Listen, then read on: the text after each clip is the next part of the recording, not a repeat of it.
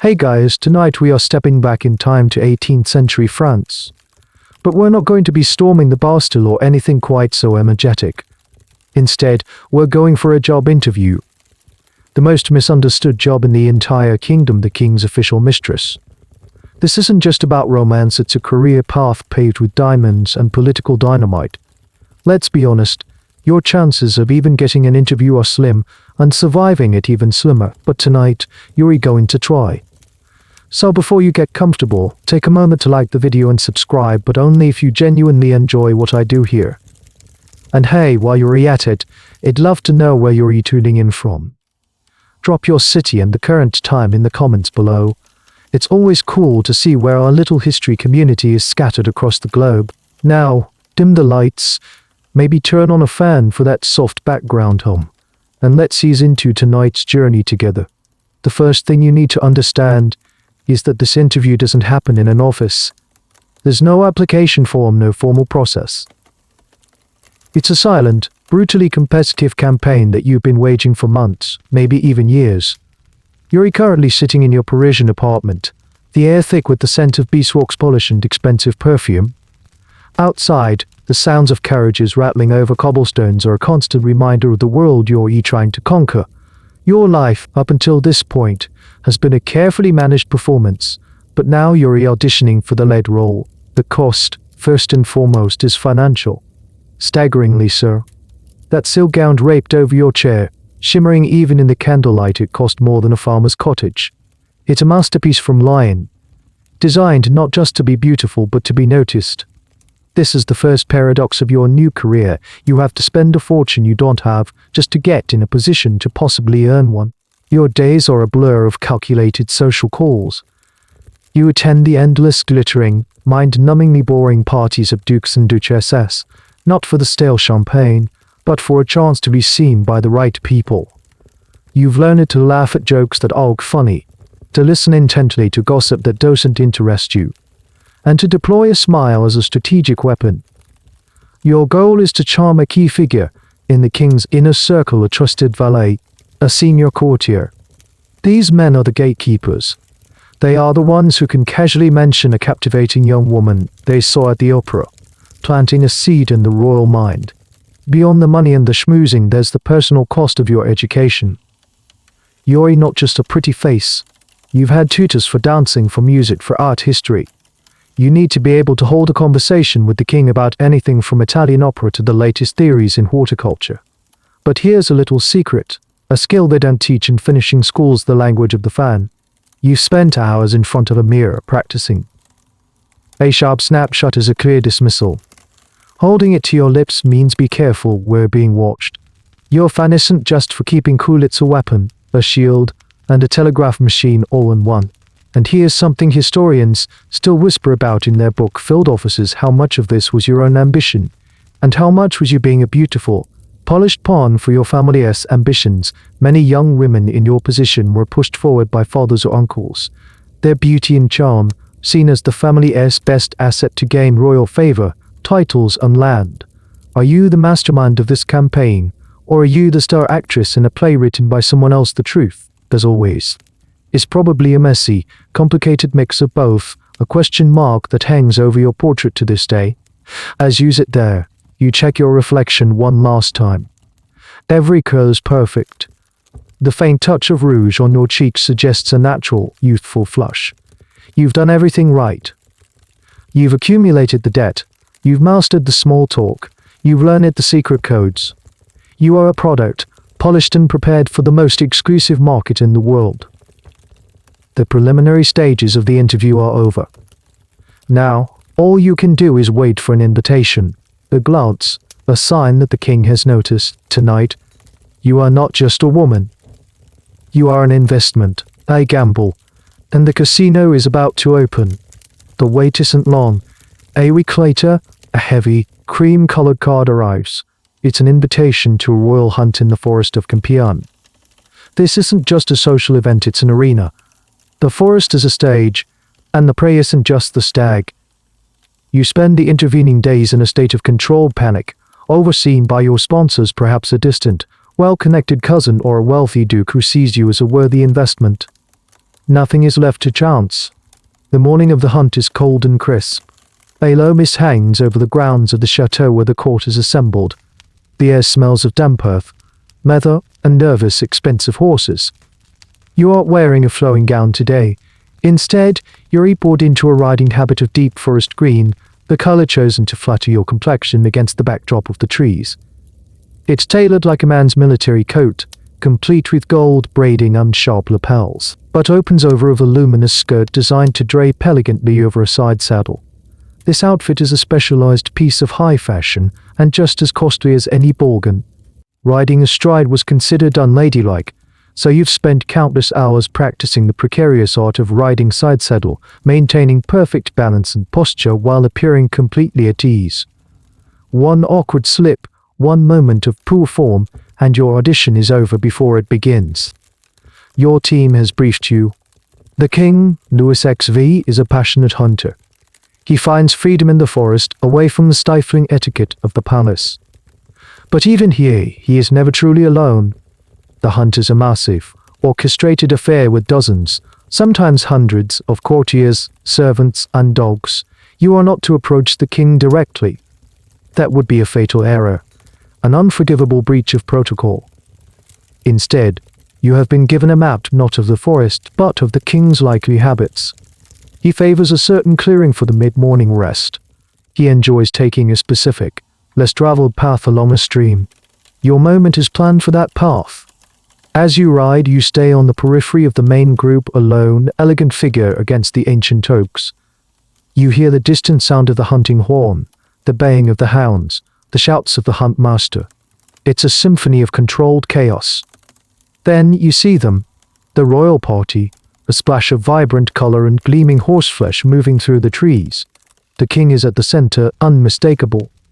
He rides with an easy, confident grace that commands attention without demanding it. Your heart is a frantic drum against your ribs. Now, you subtly guide your mare, a beautiful but carefully trained animal, towards the designated spot. Just as the king's party is about to round the bend, you execute the maneuver. You pull the reins just so, causing your horse to feign a stumble, a convincing but harmless misstep near the edge of the babbling stream. You don't fall. That would be too messy, too dramatic. Instead, you are elegantly composed, one hand flying to your hat to keep it in place, your body leaning precariously for a moment before you regain control. You are the picture of feminine grace in a moment of minor peril.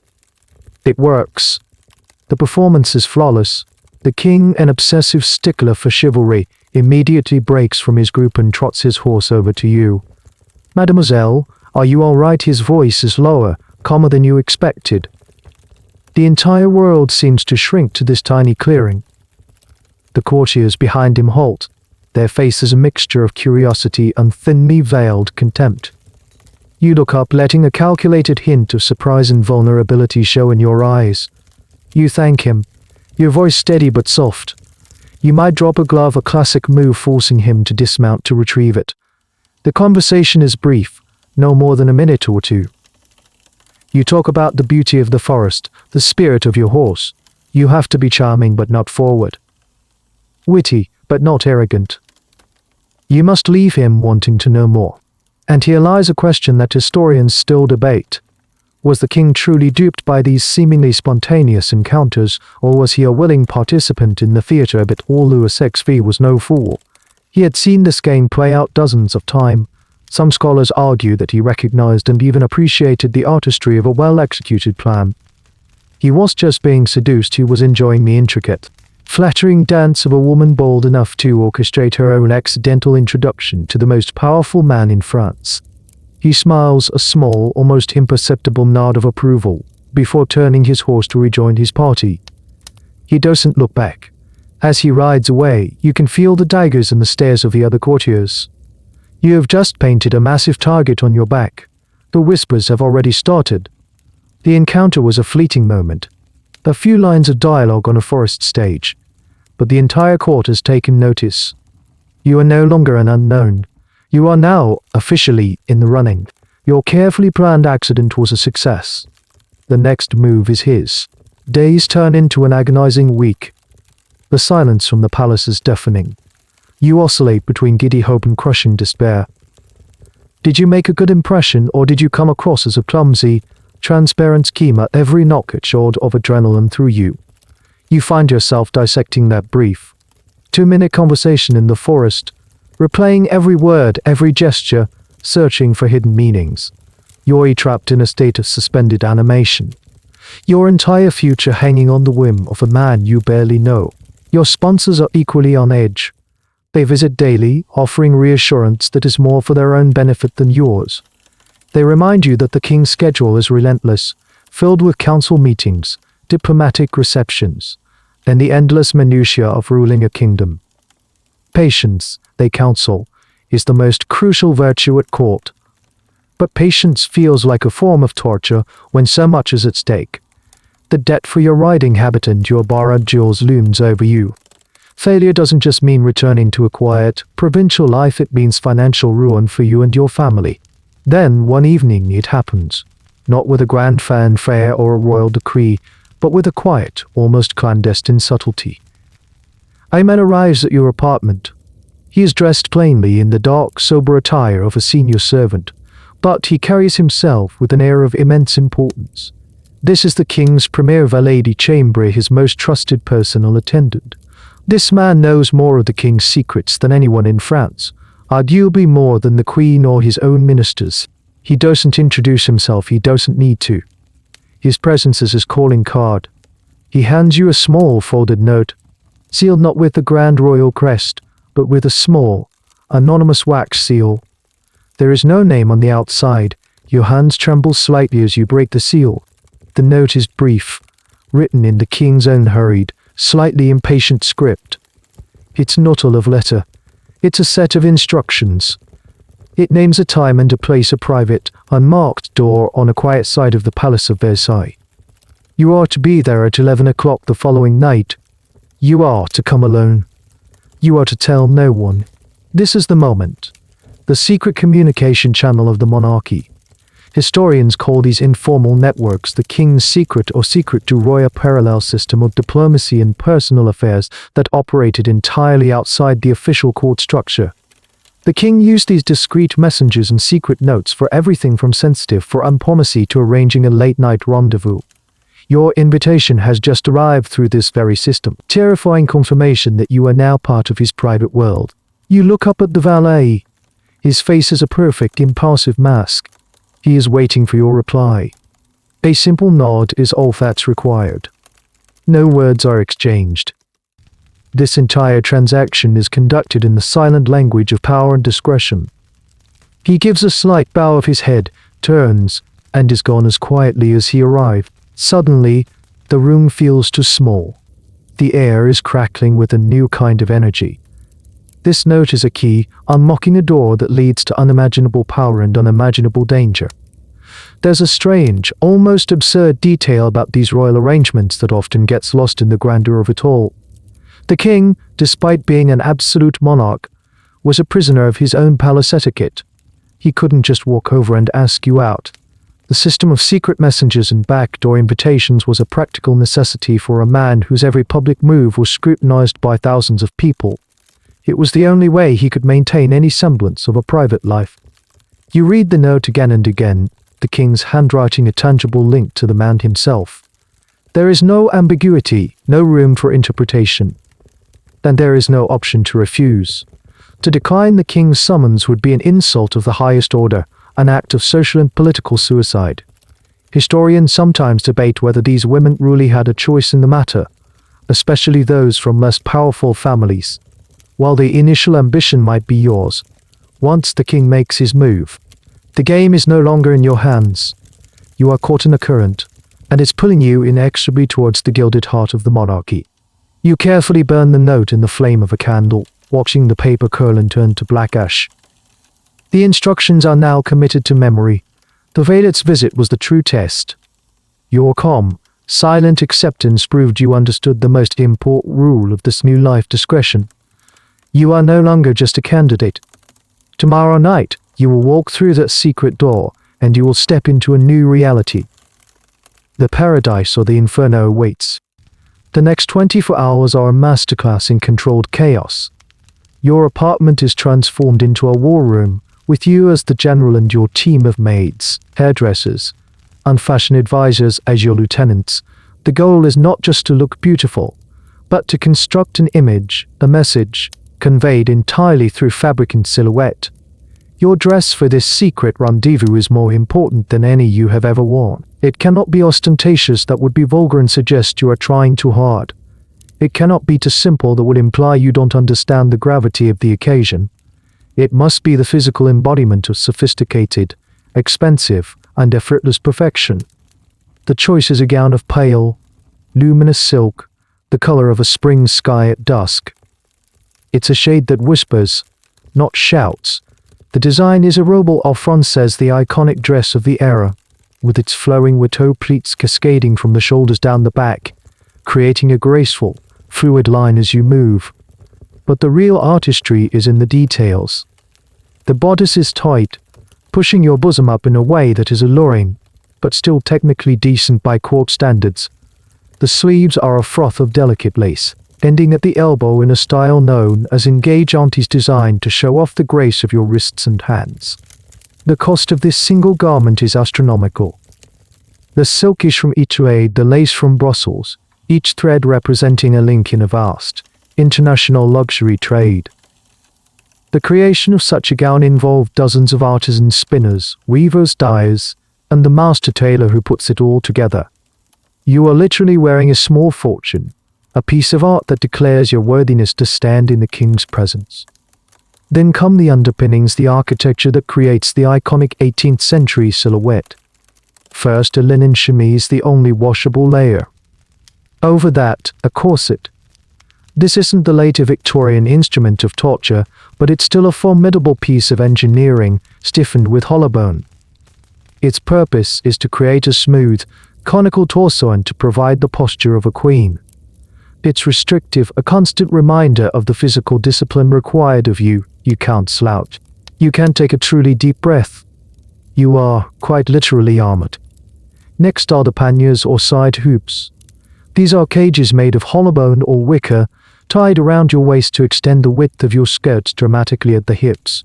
Walking through doorways becomes a specialized skill requiring a sideways shuffle. Sitting is an adventure. But the panniers serve a crucial purpose. They make your waist look tiny by comparison and create a moving, 3-foot wide billboard for displaying luxurious, expensive fabric. Historians argue about the true origin of panniers. Some say they were inspired by Spanish court dress. Others that they simply evolved as a way for the wealthy to show off more and more material. Whatever their origin, they are a non-negotiable part of the look. Finally, the cosmetics. Your face is gently whitened with a fine powder made from rice flour, or more dangerously, lead. A very faint touch of rouge, made from carmine derived from cochineal beetles, is applied high on the cheekbones. It's a delicate art. Too much and you look like a common actress, too little and universe. The goal is to create a flawless, porcelain canvas. Your hair, powdered to a fashionable grayish white, is piled high and decorated with a single perfect silk ribbon. There's a quirky and slightly gross little detail from this era: the use of mouse skin eyebrows. If a woman ever plucked her brows, a common problem, she might fix the issue by cutting out a small, brow-shaped piece of black velvet, or even a tiny scrap of mouse fur, and gluing it into place. It's a testament to the extreme artifice of the period, a commitment to the perfect look, no matter how bizarre the method. As you stand there fully assembled, you are no longer just you. You are a living, breathing work of art, a political statement, a carefully crafted fantasy. Every element of your appearance has been debated and selected. The shimmer of your dress, the lace at your elbows, the tilt of your head, it's all part of the language you must now speak. You're armed not with a sword, but with silk and hollow bone. You feel powerful, but also incredibly vulnerable. The corset is a constant, tight embrace. The panniers make you clumsy and wide. Your face is a fragile mask of powder. You are about to step into the most exclusive, most dangerous room in the kingdom. The king is not just summoning a woman, he is summoning this entire breathtaking and fantastically expensive creation. You are ready. Your armor is on. The only question left is whether it will be strong enough to protect you. The carriage ride to Versailles is silent and dark. You travel not in your own grand coach, which would be instantly recognizable, but in a plain, unmarked carriage provided by the king's service. The windows are curtained. You are a secret being smuggled into the heart of the monarchy. The familiar rumble of the wheels over the road is the only sound, a steady rhythm counting down to the most pivotal moment of your life. You arrive not at the grand, golden gates of the main entrance, but at a discreet side entrance, obscured by shadows and topiaries. The door is small, almost humble, and it opens the moment the carriage stops. The same impassive valet from the previous night is there. He doesn't speak, just bows and gestures for you to follow. You step out of the carriage and into another world. The air inside is warm, smelling of wood smoke and beeswax. The corridor is dimly lit by a few sconces, the walls lined with dark wood paneling. The sound of your silk slippers on the polished floor seems impossibly loud. He leads you through a labyrinth of private passages. These are the secret veins of the palace, the petits apartments or private apartments of the king. This is a side of Versailles that very few people ever saw. The public-facing palace was a monument to grandeur and power with vast, cold, marble halls. This private space is different. It's intimate, designed for human comfort, not for overwhelming ambassadors. The rooms are smaller, filled with comfortable-looking furniture, personal trinkets, and books. It feels less like a palace and more like the home of a very, very wealthy man. You pass by small libraries, workshops where the king tinkered with locks, a personal hobby, and even a small kitchen where he sometimes liked to prepare his own hot chocolate. Finally, the valet stops before a beautifully carved wooden door.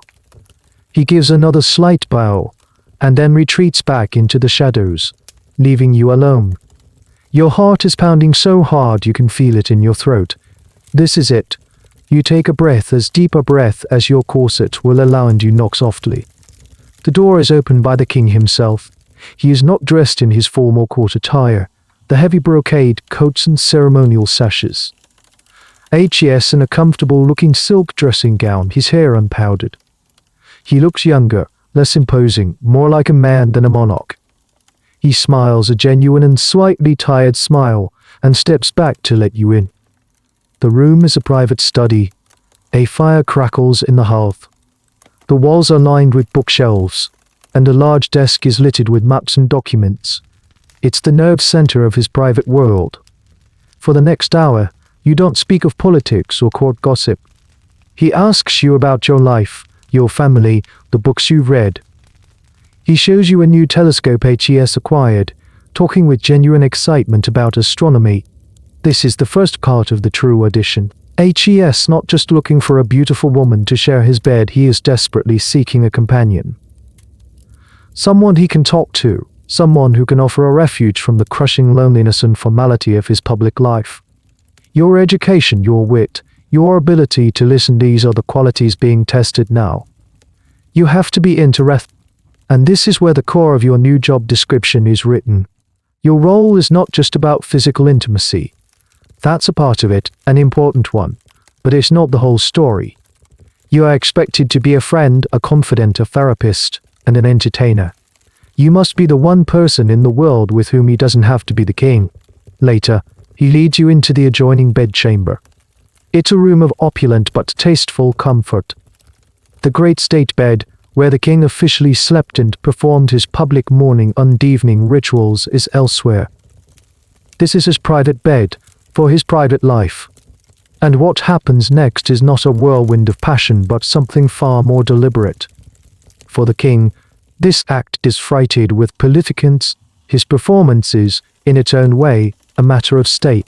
Historians still debate the precise nature of these first encounters, as they were, by their very nature, the most private moments in a very public life. The accounts we have are often second-hand, filtered through gossip and speculation. But one thing is clear: your performance tonight is not just about pleasure. It's about demonstrating your health, your enthusiasm, and your understanding of the unwritten rules. You must be alluring but not aggressive, passionate but not vulgar. You are auditioning for a role that combines the intimacy of a lover with the strategic acumen of a diplomat. Here's a strange little fact: the king's health and virility were a subject of constant, anxious discussion among courtiers and ministers. A successful night for you was, in a way, a reassuring sign for the entire kingdom. His ability to take a new, young mistress was seen as a symbol of his own continued vitality and, by extension, the vitality of France itself. You have to prove that you are not just a fleeting amusement, but a worthy investment of his time and affection. You need to be a source of comfort, not a source of drama. You need to make his life easier, not more complicated. As the first light of dawn filters through the heavy curtains, you know you have passed the test. The conversation was easy. The intimacy was successful. You have navigated the treacherous currents of this first night and arrived safely on the other side. You have shown him that you can be the sanctuary he so desperately needs. The most dangerous night of your life is over. You have the job. Your success that night doesn't trigger a public announcement or a coronation.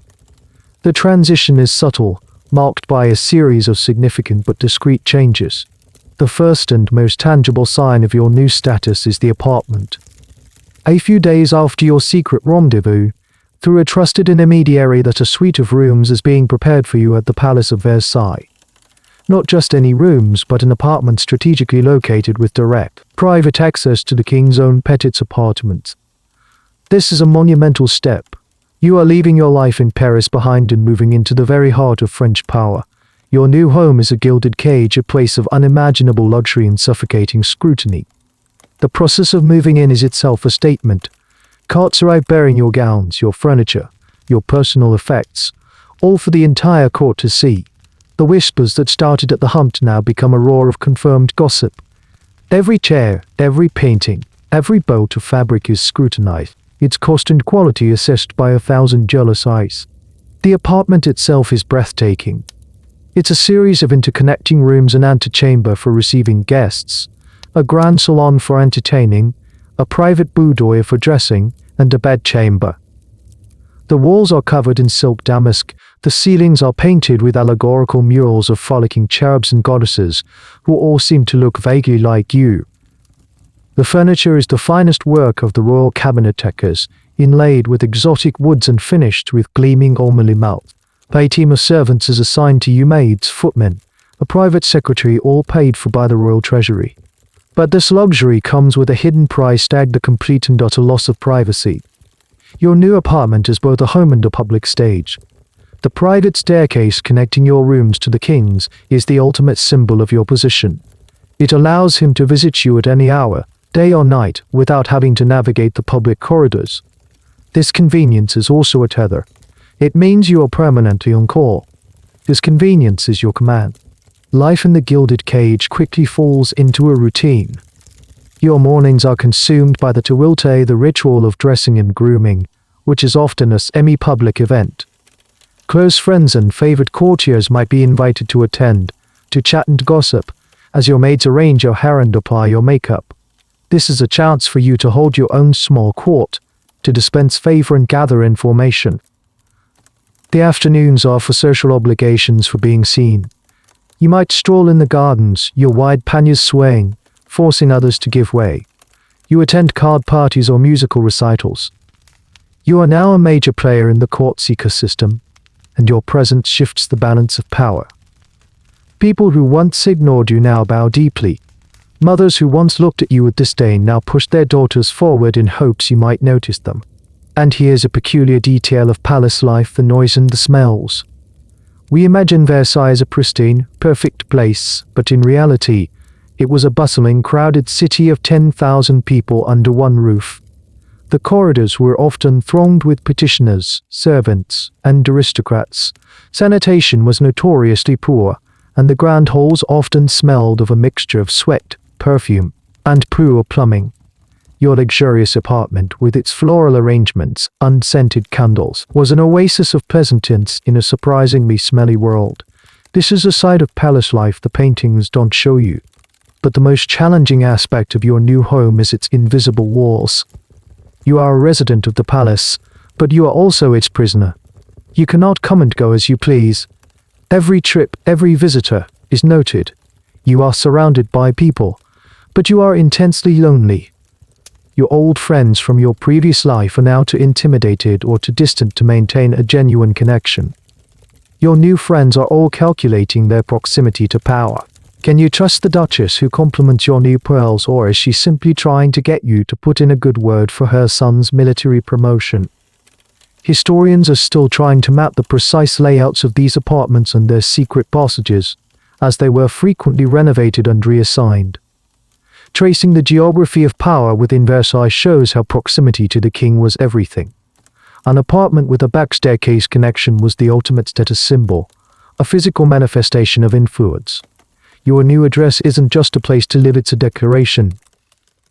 You have arrived, and lined with silk. But it is a cage nonetheless, and you have just willingly stepped inside and locked the door behind you. The quiet life you once knew is gone forever. Within weeks of moving into your new apartment, the final official seal is placed upon your position.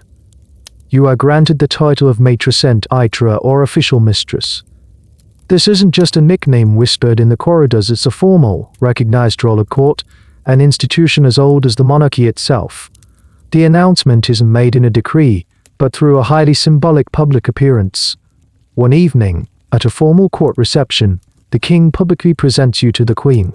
This moment is the stuff of high drama, a scene of excruciating, elegant tension. The entire court holds its collective breath. You, dressed in your most magnificent gown, are led by the king to where the queen, Marielish Gingzed, this humiliation before. She is pious, dignified, and publicly powerless in this specific domain. The protocol is rigid. You execute a deep, perfect curtsy. The king says a few pleasant words, responds with icy, impeccable politeness. She might offer you a bland compliment on your dress or ask after your health. No hint of her true feelings is allowed to show on her face.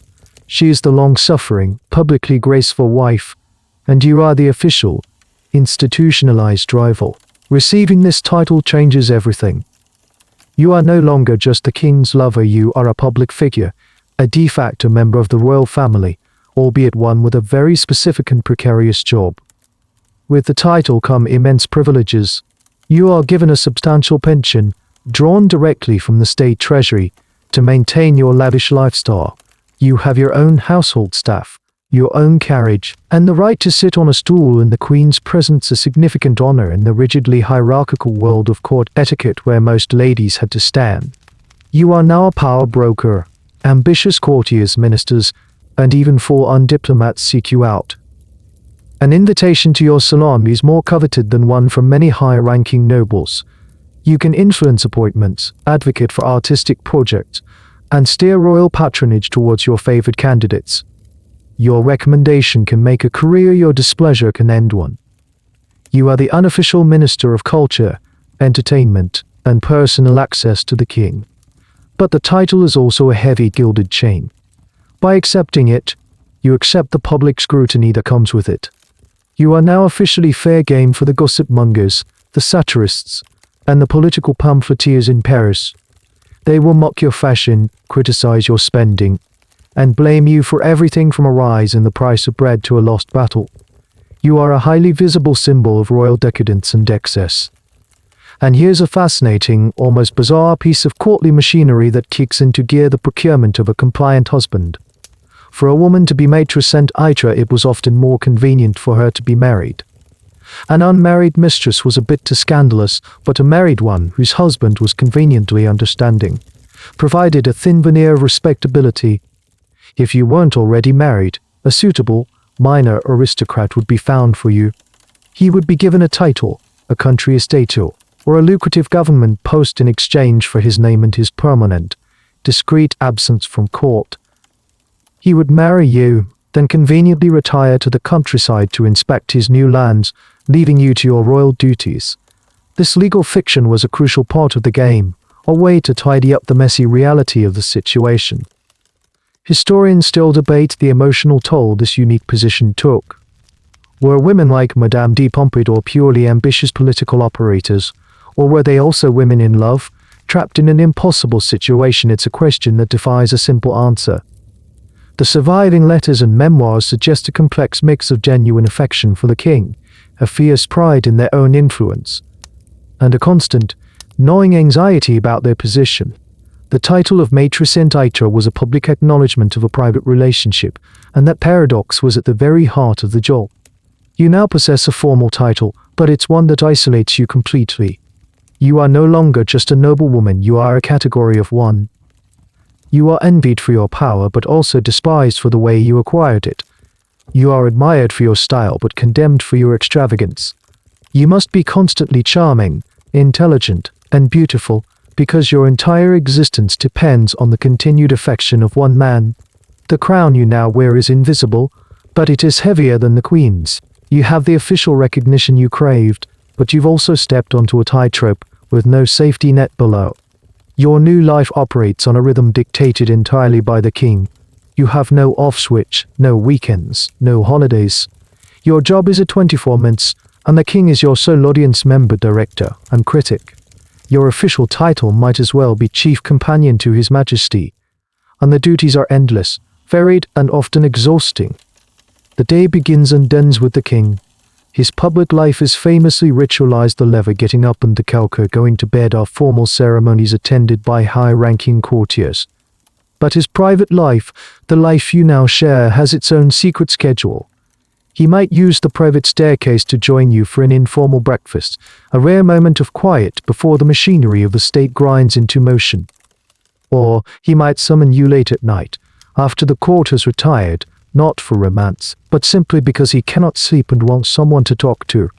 You must be ready at a moment's notice, always perfectly coiffed, elegantly dressed, and emotionally available. Your primary duty is to be a source of novelty and amusement. The king, like many absolute monarchs, is surrounded by sycophants and petitioners. He is constantly being asked for things, praised with insincere flattery, and burdened by affairs of state. He suffers from a profound, deep-seated boredom and a melancholy that the courtiers call the vapors. Your job is to combat this royal ennui. You are his one-woman entertainment committee. This means you are constantly organizing distractions. You plan intimate supper parties in your apartments, carefully curating the guest list to include witty conversationalists and talented musicians, while excluding the dull and the demanding.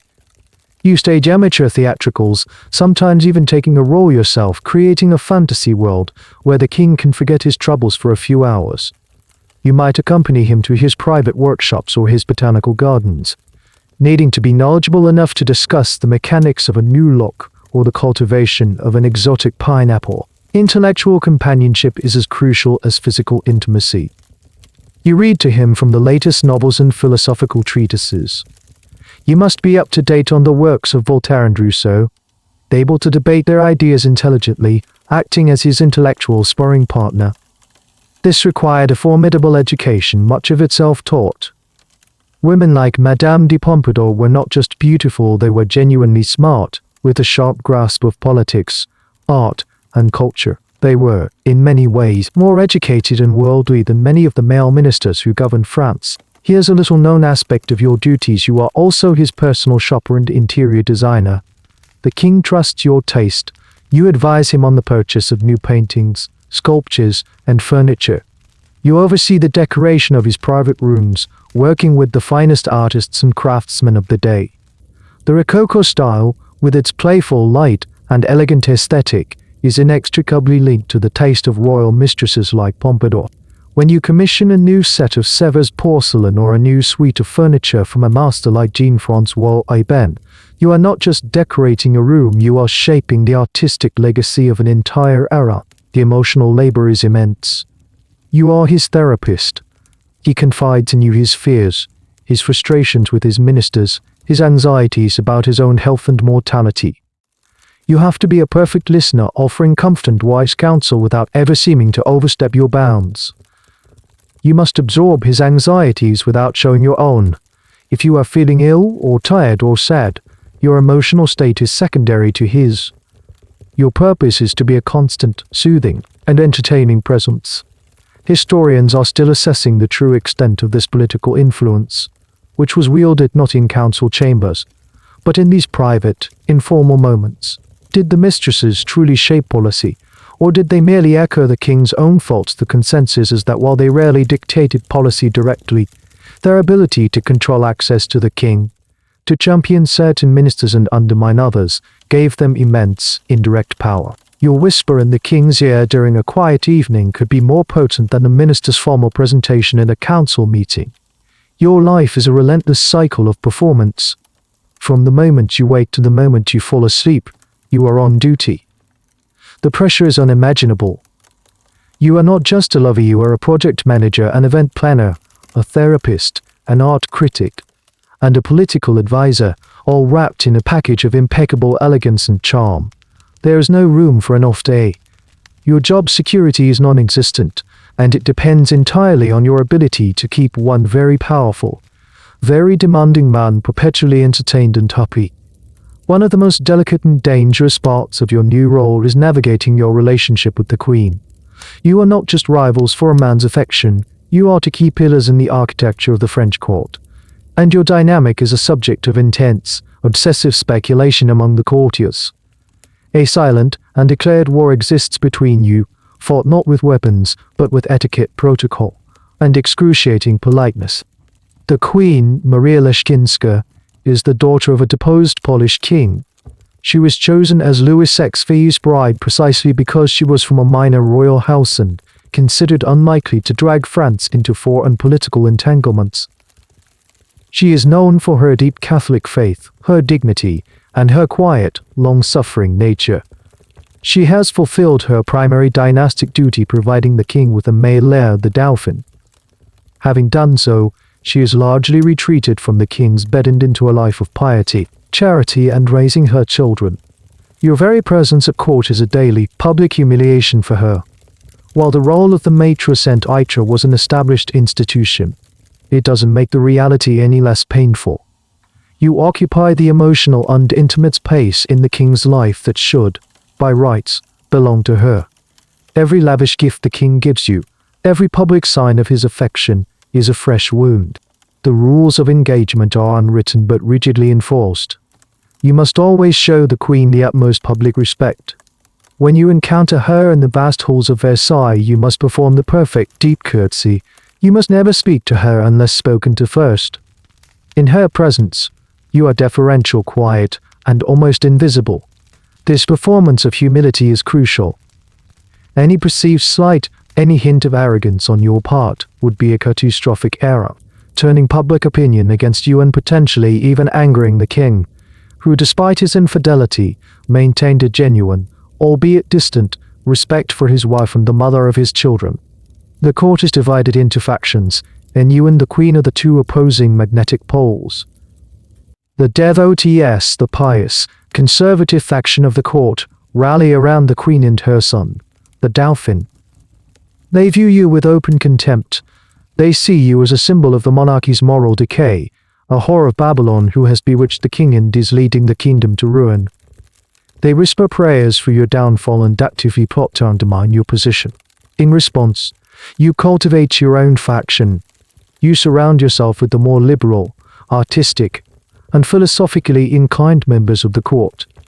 Artists, writers, and thinkers like Voltaire become your allies. Your salon becomes the epicenter of the French Enlightenment within the palace walls. You champion their work, secure them pensions, and protect them from the censure of the devotees. Your power base is built on culture, intellect, and a more modern vision of France, in direct opposition to the Queen's faction of tradition and religious conservatism. A strange and often overlooked detail of this rivalry is the war of the nurseries. The Queen has her children, the legitimate heirs to the throne. You, on the other hand, might have children with the king, but they would never be legitimized or able to inherit the throne. However, these children were often a powerful, tangible bond. Madame de Pompadour, tangible bond. Madame de Pompadour, for instance, had a daughter with the king who tragically died in childhood. Personal connection between Pompadour and Louis XV that transcended politics or romance.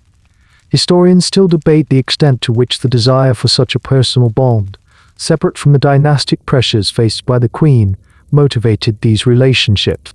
The Queen has one weapon that you can never counter: her legitimacy. She is the Queen. Her position is for life, guaranteed by God and law. Your position is temporary, guaranteed only by the king's fluctuating desires. She can afford to wait. She knows that one day you will be gone either through a fall from grace, sickness, or old age, and she will still be there. Her power is patient and absolute. Yours is brilliant, dazzling, but fragile as glass. So you fight your war silently. You fight it with your impeccable taste, your wit, your political savvy, and your unwavering devotion to the king's happiness. You never engage in open conflict. You smile, you curtsy, you defer. But in the chess game of the court, you are constantly maneuvering, constantly protecting your king from her allies, and constantly shoring up your own defenses. You are two women bound to the same man, living under the same man, living under the same roof, locked in a lifelong battle where the only winning move is to never openly fight at all. At the heart of your glittering, precarious career lies the most private, yet most scrutinized, aspect of your job, the king's bed. This is not a space of spontaneous romance. It is the central pillar of your power, the foundation upon which your entire influence is built. Your physical relationship with the king is, in the bluntest terms, your core business, and it requires careful, strategic management. The intimacy you share is inseparable from the politics of the court. Your proximity to the king during these private hours is the source of your unique access and influence. The pillow talk you engage in is perhaps the most potent political tool in the kingdom. It is in the quiet moments after the call in the kingdom. It is in the quiet moments after the court has retired that a is subtly planted in the king's mind. You learn to be a master of suggestion, never demanding, but gently guiding the conversation towards outcomes that benefit you and your allies. But this brings an immense pressure to perform. Your continued appeal to the king is a matter of constant, anxious self-assessment. The 18th century had its own peculiar ideas about health and desire, and you are expected to be an expert in them. Your diet, your exercise, your mood, all are managed with an eye towards maintaining your allure. You might subscribe to fashionable but questionable health regimens, drinking special restorative broths or eating foods thought to enhance vitality, such as artichokes or truffles. A strange and little-known aspect of this world was the market for aphrodisiacs. A whole shadow economy of apothecaries and charlatans catered to the anxieties of the court, selling powders, potions, and elixirs promising to restore or enhance passion. As the king's mistress, you might be tempted to use these, or they might be subtly offered to you by friends. It was a dangerous game. Some of these concoctions were harmless herbal remedies, others contained toxic substances like Spanish fly, which could cause serious illness or worse. Your health was your primary asset, and jeopardizing it was a risk you had to weigh carefully. Furthermore, the act itself was not entirely private. While you are alone with the king in his bedchamber, the results of your time together are a matter of public interest. The king's mood the next morning is carefully observed by the entire court. If he seems cheerful and relaxed at his public lever, it is taken as a sign that you are succeeding in your duties. Courtiers would whisper, "His Majesty seems in a good humor today. Madam must have worked her charms." Your success in the bedroom is directly linked to your political stability in the grand halls. And then there is the matter of children. While the queen's job was to produce legitimate heirs, a child you might have with the king was a complicated affair. A pregnancy could solidify your bond with him, creating a deeply personal tie that no political rival could sever. However, the child would be illegitimate, unable to inherit titles or the throne. These children were often raised discreetly, away from the court, given a minor title and a comfortable income, but forever living in the shadow of their royal parentage. The decision to have a child, or to avoid it, was a strategic one, weighed with the same care as a political alliance. The methods of contraception at the time were rudimentary and unreliable, often involving linen cloths or sponges soaked in vinegar or brandy, making family planning a high-stakes gamble. Historians still debate the true nature of the physical relationship between Louis XVI and his famous mistresses, particularly Madame de Pompadour. After several years, it's widely believed that their sexual relationship ceased, due to her delicate health. Yet, she remained his maitresse and aitre for almost 2 decades, until her death. This has led to endless speculation. How did she manage to retain her title and influence without the foundational pillar of physical intimacy? The answer seems to be that she successfully transitioned her role. She became his indispensable friend, his closest confidant, and his chief political advisor. She effectively promoted herself from lover to prime minister in all but name. She even, some whispered, helped to procure other younger and less ambitious young women for the king's fleeting pleasures, thereby managing his desires and neutralizing any potential new rivals before they could become a threat. She controlled the supply, ensuring no one else could ever replace her in his heart or his counsel. This transition from lover to friend was the ultimate political masterstroke, a testament to her incredible intelligence and adaptability. Your relationship with the king is a complex tapestry woven from threads of genuine affection, political calculation, and biological necessity. The royal bedchamber is not just a room, it's a boardroom, a therapist's couch, and a political stage. And your ability to navigate its delicate and demanding protocols is the secret to your survival. Your job description extends far beyond the bedchamber. As the king's official companion, you are his chief entertainment officer, his primary source of distraction from the crushing weight of the crown. The king's melancholy is a political liability, and your most important daily task is to keep it at bay. This means you must be a constant source of novelty, wit, and pleasure, a role that requires creativity, intelligence, and a staggering amount of energy. The afternoons are often your domain. While the king might spend his mornings in tedious council meetings, he looks to you to salvage the rest of his day. This is where the dynamic of pillow talk and afternoon tea comes into play. The informal hours you spend together are where your true value is demonstrated. You might organize a private concert in your apartments, featuring a new composer you wish to champion. Or perhaps you arrange a tour of the royal menagerie to see the latest exotic animal acquired from a far-off land. You become an expert in his moods.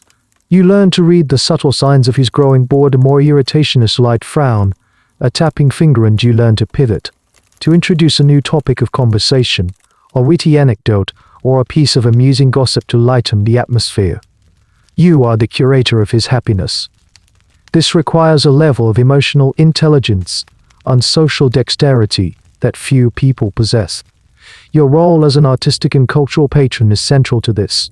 You don't just entertain the king, you shape the culture of the era. You are the one who discovers and promotes the artists, writers, and craftsmen who will come to define the age. You recommended the painter François Boucher, whose lush, rosy-cheeked goddesses and shepherds came to epitomize the Rococo style.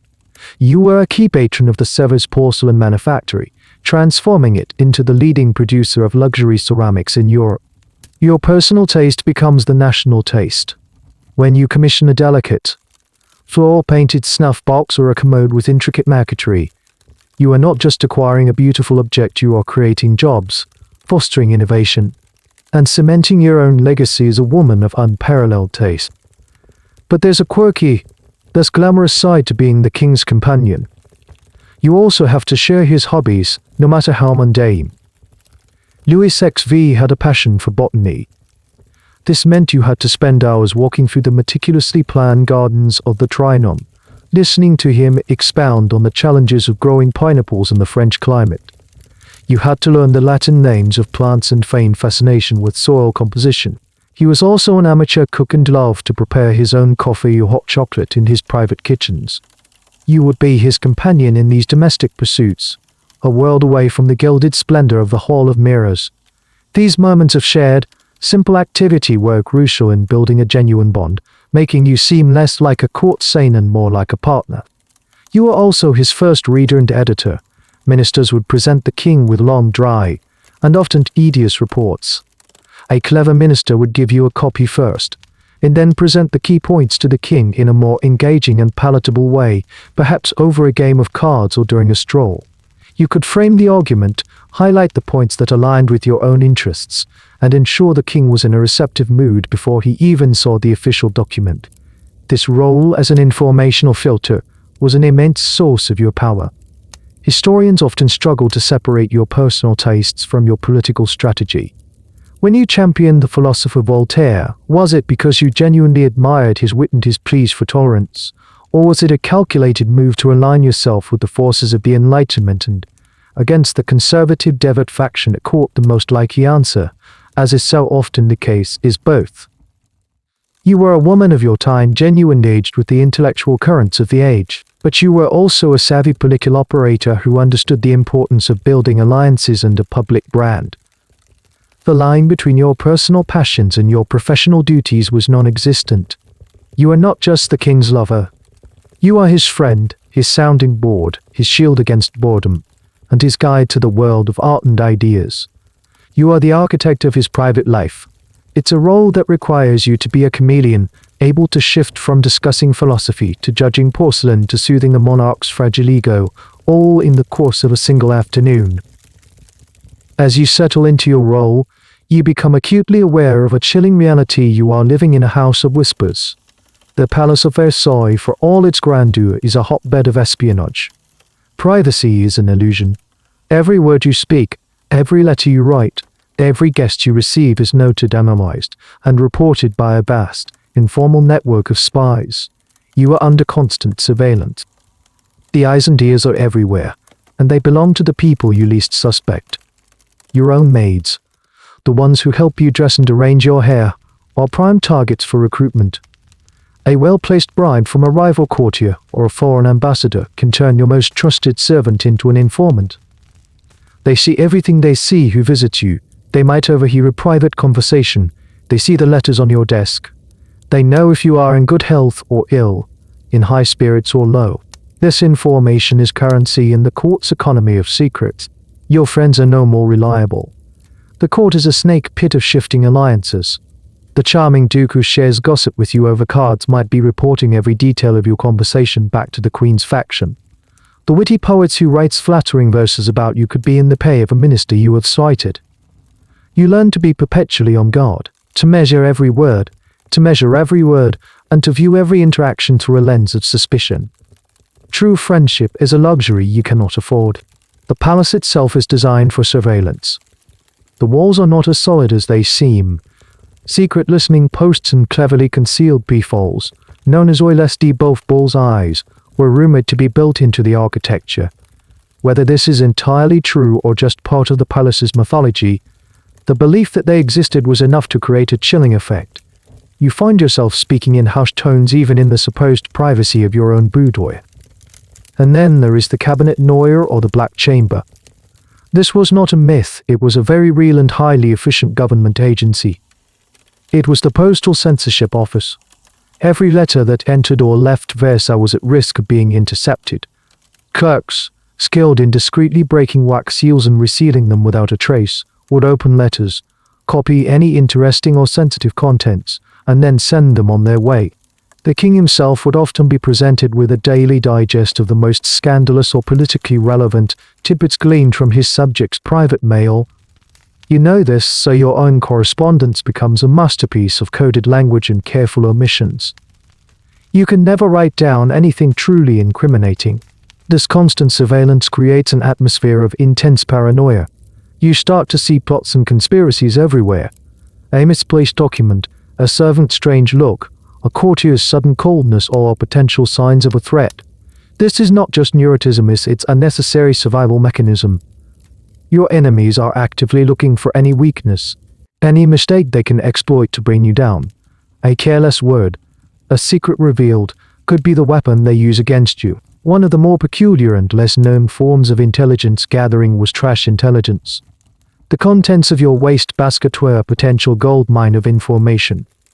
A discarded draft of a letter, a list of expenses, a prescription from a doctor, all could reveal your secrets.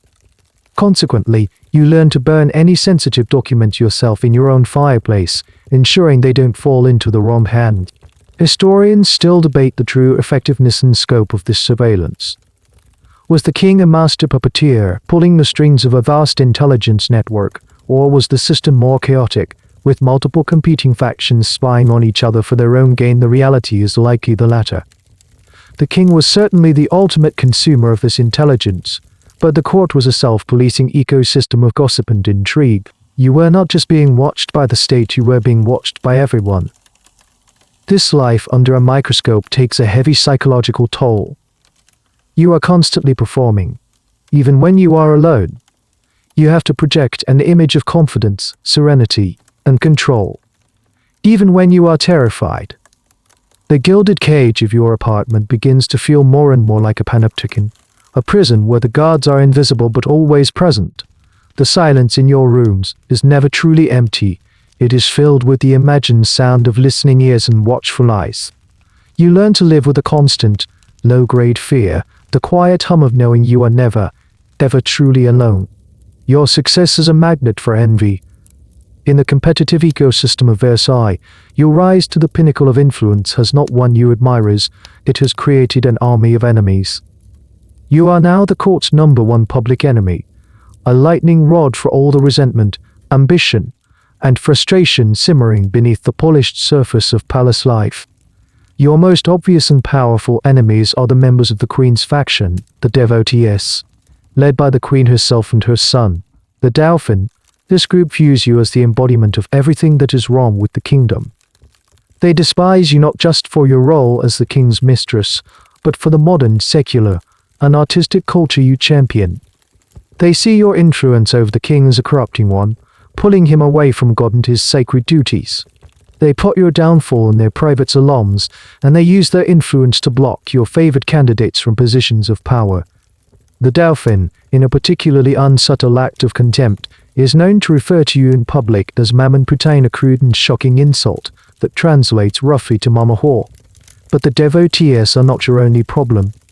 You are also a target for every ambitious noble family at court. For centuries, the great aristocratic houses of France as the king's natural advisors. Now you, a woman of lesser nobility, or in the case of Madame du Barry who followed Pompadour, from common stock, have usurped that role. You have the king's ear, you have his trust. This is an unforgivable offense. They see your influence not just as a personal affront, but as a disruption of the natural order. They will stop at nothing to see you removed and the proper balance of power restored. Their methods are insidious and constant. They spread malicious gossip, designed to chip away at your reputation. They will start a rumor that you are secretly in debt, or that you have a secret lover, or that you mocked the queen behind her back. These stories, repeated and embellished as they travel through the corridors of Versailles, take on a life of their own. Truth is irrelevant, the damage is in the telling. They also engage in direct political sabotage. If you champion a particular minister for a post, your enemies will unite to support a rival candidate.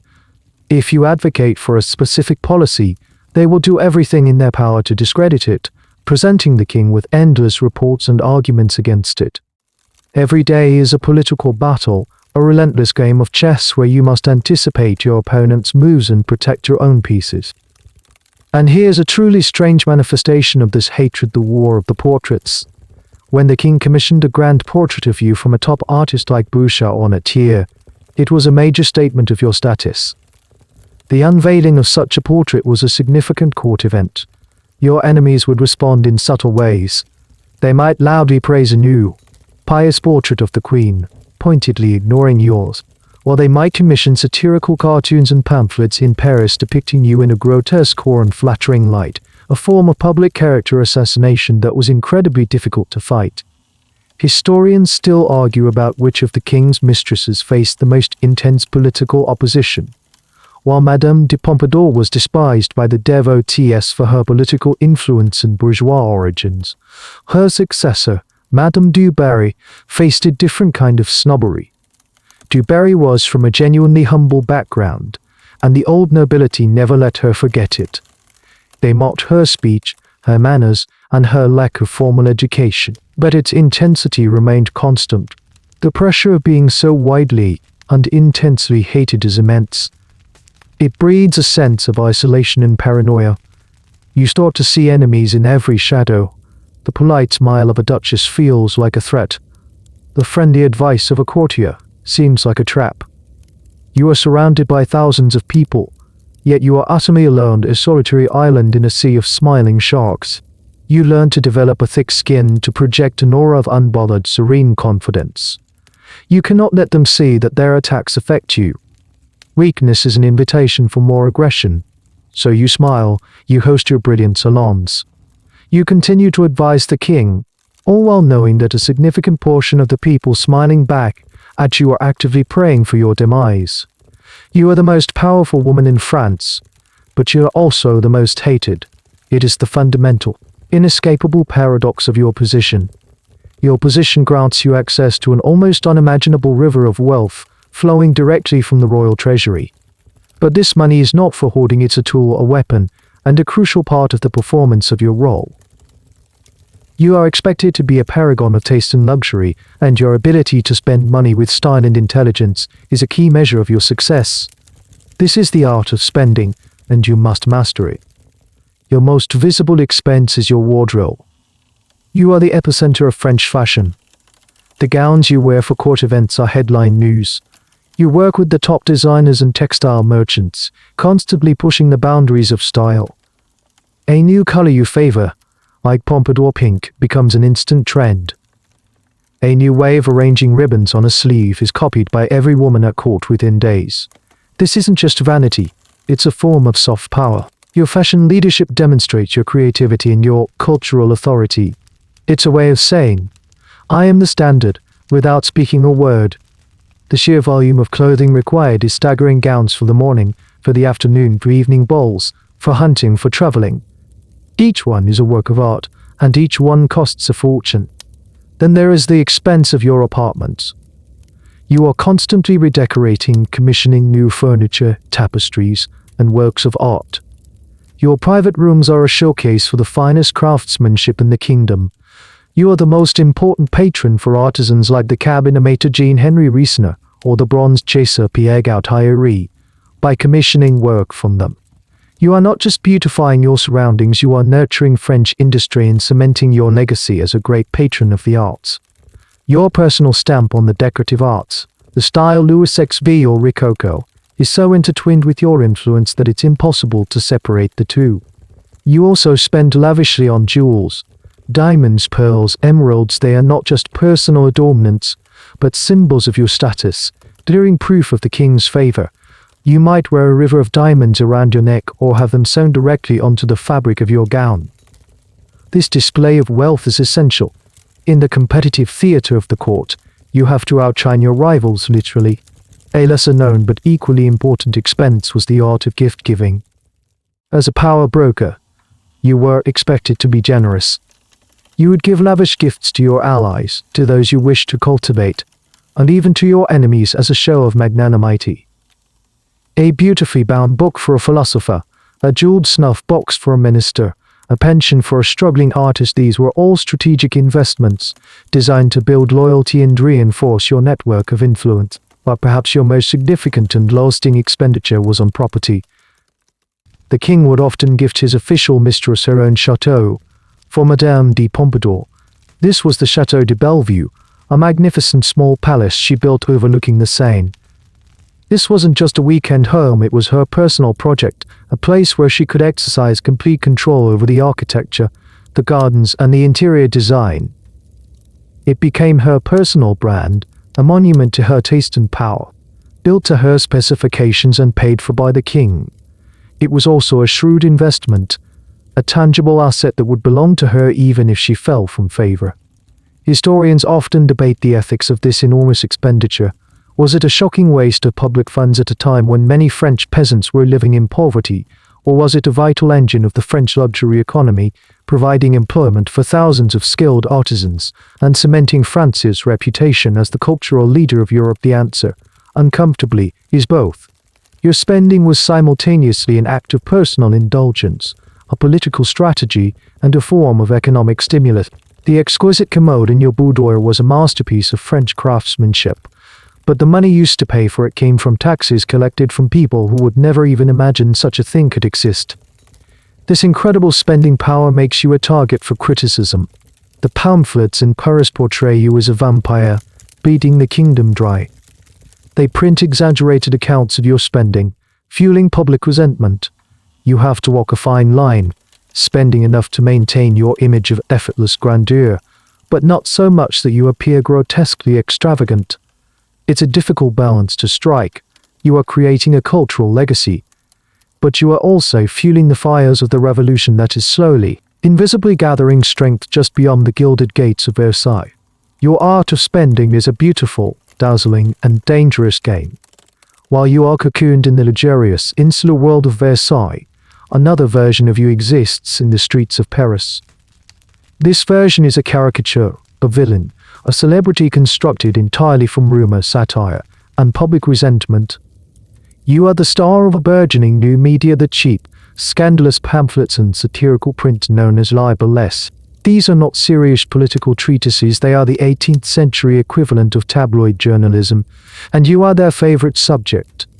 They are printed on cheap paper, often poorly written and crudely illustrated, and sold in the back alleys and bookstalls of the capital. They are illegal and the royal censors do their best to suppress them, but they are wildly popular. For the average Parisian, these pamphlets are their only glimpse into the secret world of the court, and they devour them eagerly. The image they paint of you is monstrous. You are depicted as a greedy, power-hungry courtesan who has ensnared the king with wicked charms. The satirical cartoons or caricatures are particularly brutal. They might draw you as a harpy, with a woman's face and a vulture's body, clutching the French treasury in your talons. Or they might show you as a puppet master, with the king as your mindless marionette, his strings held firmly in your hands. Your physical features are exaggerated, your elegant gowns are twisted into grotesque costumes, and your name is used as a shorthand for everything that is corrupt and decadent about the monarchy. These pamphlets are filled with fabricated stories about your private life. They invent sordid details about your relationship with the king, often with a level of crudeness designed to shock and titillate. They accuse you of outlandish extravagances, claiming you bathe in champagne or that you demanded a new palace because you didn't like the view from your old one. These stories are completely untrue, but they are repeated so often that they become a kind of folk truth for the public. Your reputation is being defined by anonymous writers who have never met you. And here's a quirky and specific detail about these attacks: they often focused on your health and your body. Because your position was so clearly tied to your physical appeal, your body became public property, a subject for vicious commentary. Pamphlets would speculate in lurid detail about your fading beauty, your supposed illnesses, or your frantic efforts to stay young. This was a way of attacking your power at its source, suggesting that your influence was as fragile and temporary as your looks. The court itself is not immune to this gutter press. Copies of the most scandalous pamphlets are often smuggled into Versailles. They are passed around secretly among your enemies who read them with glee. You might even find one left pointedly on a table in an antechamber, a silent, vicious message. You have to pretend you don't see them, that their poison doesn't affect you. But the knowledge that your name is being dragged through the mud in the streets of Paris is a constant, humming source of anxiety. Historians are still debating the true political impact of these lines. No less did they genuinely shape public opinion and contribute to the revolutionary fervor that would explode later in the century, or were they just a form of harmless, if nasty, entertainment? The consensus is growing that they were incredibly significant. They systematically desacralized the monarchy, stripping away its aura of divine right and mystery. By portraying the king as a weak, foolish man dominated by his mistress, and by portraying you as a greedy parasite, they eroded public respect for the institution as a whole. You, as the most visible and vulnerable symbol of the court, bore the brunt of this attack. You are living a strange double life. In Versailles you are Madame, the elegant and powerful Mistress and Etiquette, but in the collective imagination of the French people, you are the whore, the schemer, the nation's vampire. You have no way to fight back against this phantom version of yourself. You cannot issue a press release or sue for libel. You can only maintain a dignified silence, hoping that the truth of your actions will somehow outweigh the power of the lie. But you can feel the ground shifting beneath your feet. The love of the king protects you inside the palace, but outside its walls, a sea of public hatred is rising. While the Parisian public is busy consuming a caricature of you, the most powerful men in France are desperately trying to get an invitation to your afternoon salon. This is the central paradox of your life. The more you are reviled by the common people, the more you are courted by the elite. Your unofficial, behind-the-scenes power is now so immense that it has begun to eclipse the formal, established structures of government. Your pillar tool for survival has become an instrument of statecraft. You have become the kingdom's most important and most unpredictable political gatekeeper. Ministers, ambassadors, and generals understand that the fastest way to the king's approval is not through a formal memorandum, but through you. They flock to your apartments, bearing gifts and flattery, hoping to win your favor. You learn to read their intentions, to distinguish genuine talent from oily sycophancy. You are a one-woman personnel department for the French state. Your greatest power is the ability to make and break ministers. Let's say you identify a talented, ambitious nobleman, the Duc de Choiseul, for example. You see that he is intelligent, energetic, and most importantly, that his political ambitions align with your own. You decide to make him your champion. The process is a subtle, patient campaign. You begin by mentioning his name to the king in casual conversation, praising a witty remark he made at a party. You arrange for him to be invited to one of your intimate supper parties, giving him a stage to impress the king directly with his charm and intellect. You feed him information telling him what subjects the king is currently interested in, so he can tailor his conversation accordingly. If a ministerial post becomes available, you make your move. You don't crudely demand that the king appoint your man. Instead, you lament the difficulties of the vacant position, wondering aloud who could possibly have the skill to manage such a complex portfolio. Then, as if the thought just occurred to you, you might say, "It's a pity Monsieur de Choiseul is still in his current post. He has such a clever way of seeing to the heart of these matters." And you let the king believe the decision was his own. When your candidate gets the job, he knows he owes his career entirely to you. He becomes a loyal, powerful piece on your side of the chessboard. The reverse is also true and far more dangerous. If a minister becomes your enemy, or if you simply believe him to be incompetent, you can orchestrate his downfall. You stop inviting him to your salons. You subtly steer the king's attention to his failures. You might pass along a piece of unfortunate gossip about his financial mismanagement or his personal indiscretions. You create an atmosphere of doubt around him. Soon, the king himself begins to see the minister as a liability. The man receives a cold, formal letter of dismissal, and his career is over. He may never know for certain that it was your hand that pushed him from the ledge. This leads to a fascinating and little discussed aspect of your role. You are essentially a political agent, managing a stable of ministers. You don't just get them appointed, you protect them, you advise them, and you expect their unwavering loyalty in return.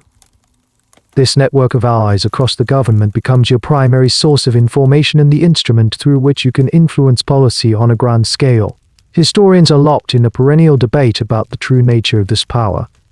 Were you, like Madame de Pompadour, a de facto prime minister, setting the political agenda for the nation, or were you simply a beautiful and intelligent conduit for the king's own will, skillfully promoting the men and policies you already favored? Some scholars argue that you were a true political visionary, the architect of major policy shifts like the diplomatic revolution of 1756, which saw France ally with its traditional enemy Austria. Others contend that you were more of a supremely effective manager, an expert at smoothing the path for the king's own initiatives and weeding out the incompetent. The truth is likely somewhere in the middle. You were a partner, a collaborator, whose influence was so deeply intertwined with the king's that it's impossible to untangle them. The weight of this responsibility is immense. A casual word from you over breakfast could tilt the scales of a major trade agreement. Your dislike of an ambassador could sour relations with a foreign power. Your championing of a particular general could influence the course of a war. Like the disastrous 7 Years' War, a conflict for which history has laid a great deal of blame at your feet. The lives of thousands of soldiers, the prosperity of the nation, the fate of the kingdom, it all rests, in some small but significant way, on your shoulders. It's a terrifying thought that the whispers shared in the intimacy of a royal bedchamber could echo as cannon fire on a distant battlefield. In your high-stakes world, your most valuable asset is not your wit, your wardrobe, or your political connections. It's your health. In the brutally competitive environment of the court, A robust constitution is your meal ticket, and any sign of physical weakness is a fatal vulnerability that your rivals will be quick to exploit. The pressure to be constantly on charming, energetic, and radiant is relentless. But you are living in an age before modern medicine. The 18th century was a world without antibiotics, without a germ theory of disease, and where medical treatments were often more dangerous than the ailments they were supposed to cure. A common cold could easily turn into pneumonia. A minor infection could become life-threatening. For you, getting sick is not just an inconvenience, it's a professional crisis. The court at Versailles, for all its splendor, was a remarkably unhealthy place. It was overcrowded, draughty, and, as we've noted, plagued by questionable sanitation. Epidemics of influenza, smallpox, and other infectious diseases regularly swept through the palace. You live in constant, low-grade fear of illness. You take precautions that seem strange to us now, like constantly carrying a Pompadour, a small bowl of fragrant spices and herbs to ward off the bad air or miasma that was believed to cause disease. If you do fall ill, you cannot simply retreat to your bed to recover. To disappear from view for even a few days is to cede ground to your enemies. It creates a power vacuum that others will rush to fill. A rival beauty might use your absence to catch the king's eye. A hostile minister might use the opportunity to turn the king against you. So you learn to soldier on. You attend court functions with a fever, your face artfully painted to hide your pallor. You host parties while suffering from a splitting headache, your smile a mask of polite agony. You cannot afford to look weak. And if you need medical attention, you are at the mercy of 18th century doctors, whose methods were often barbaric. The standard treatment for almost any ailment was bloodletting. The theory was that illness was caused by an imbalance of the humors in the body, and that draining a surplus of blood would restore balance. A doctor would open a vein with a lancet and drain a significant amount of your blood into a bowl. This practice, of course, did nothing to cure the underlying disease and often left the patient weaker and more anemic, making recovery even harder. Another common treatment was purging. Doctors would administer powerful emetics and laxatives to violently empty your digestive system, another misguided attempt to expel the bad humors. It was a debilitating and unpleasant experience that left you exhausted and dehydrated. It's a grim irony that the very people trying to heal you were often making you sicker. This is why many people, including you, might prefer to rely on herbal remedies and folk cures prepared by a trusted woman in your household rather than call in university-trained physicians. Here's a specific, chilling detail about your health concerns: fertility and gynecology. The pressure to manage your reproductive health was immense, yet the medical understanding of it was almost non-existent. Childbirth was incredibly dangerous, and puerperal fever, a bacterial infection after giving birth, was a common and often fatal complication.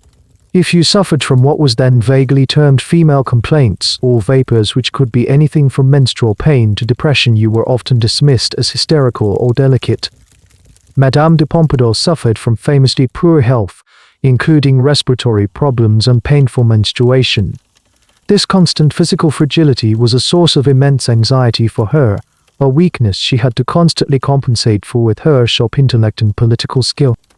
Historians are still untangling the medical histories of these prominent court figures, piecing together their symptoms from letters and diaries. What emerges is a picture of people living with chronic ailments and constant pain, with very little effective relief available. Your radiant public image, the picture of perfect health and vitality seen in your portraits, is a complete fabrication. It is a triumph of will over physical reality, a performance of wellness that is just as demanding as any other part of your job.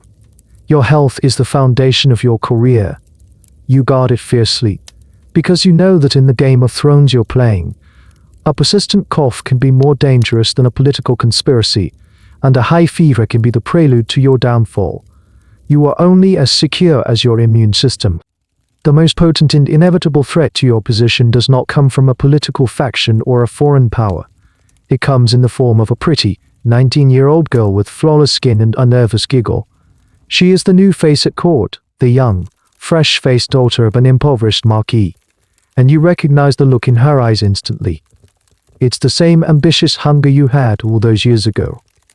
The arrival of a younger, more beautiful potential rival is the single greatest crisis you will face. The king, your king, has an insatiable appetite for novelty. His eye is always wandering. It's not necessarily reflection on you or his affection for you, it's a fundamental part of his nature, a symptom of the royal ennui you have worked so hard to combat. But now, that wandering eye has settled on someone new. You see it in subtle ways. He holds his gaze on her for a moment too long during a court ball. He asks a courtier, a little too casually, who she is. The whispers start immediately. The court, which thrives on drama, watches this new development with the intensity of spectators at a gladiatorial match.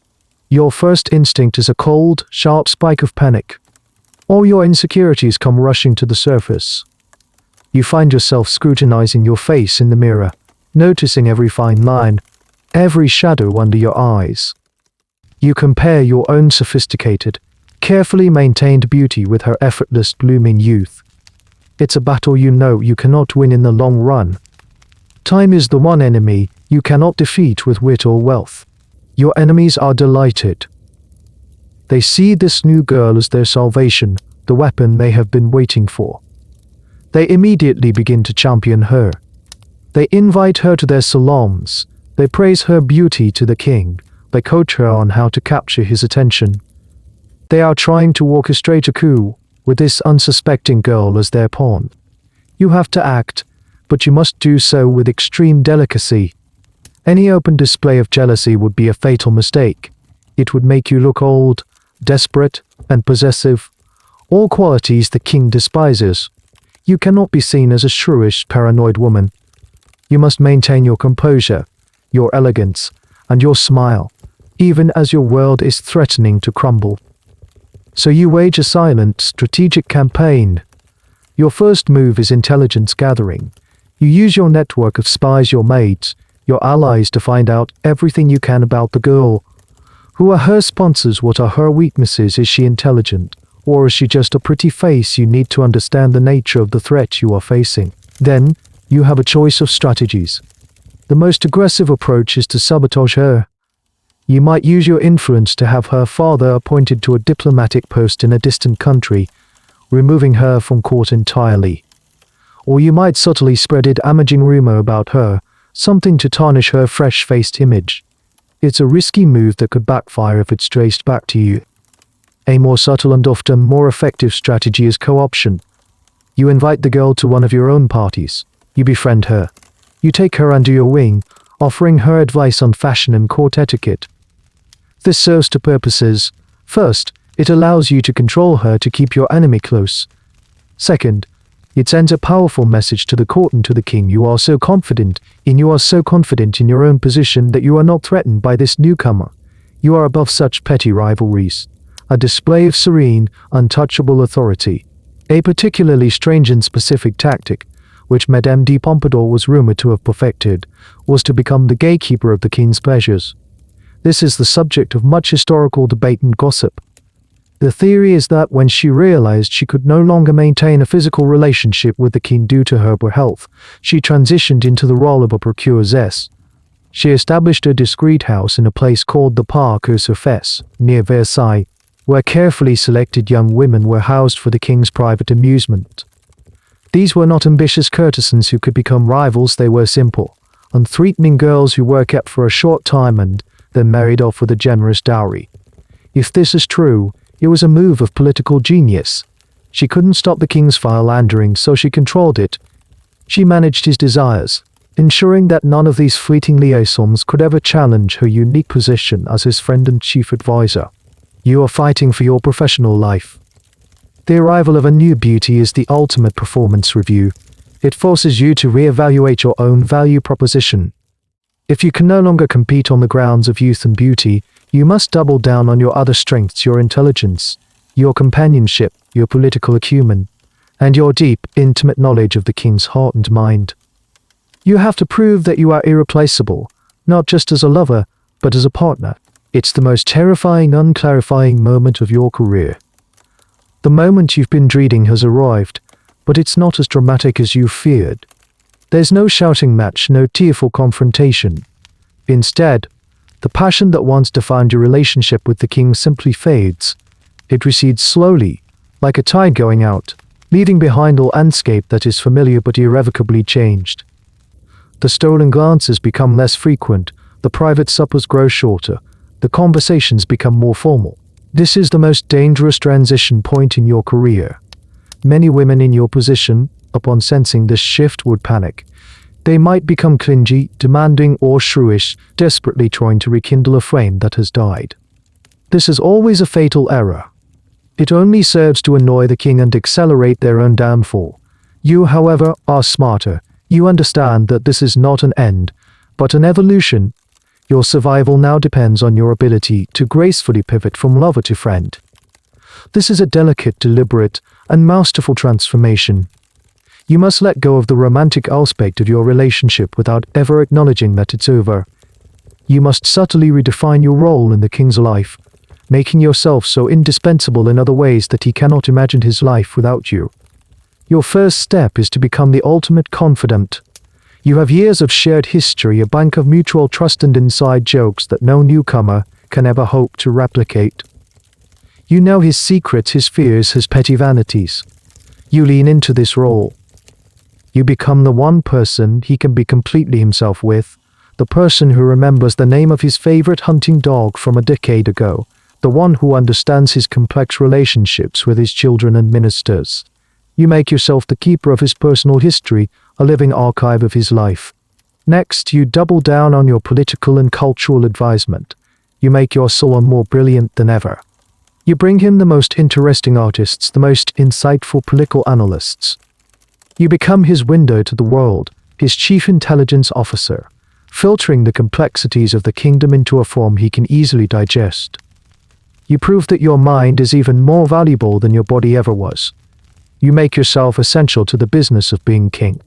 You also become his partner in legacy building. You encourage his architectural projects, his scientific interests, and his art collecting.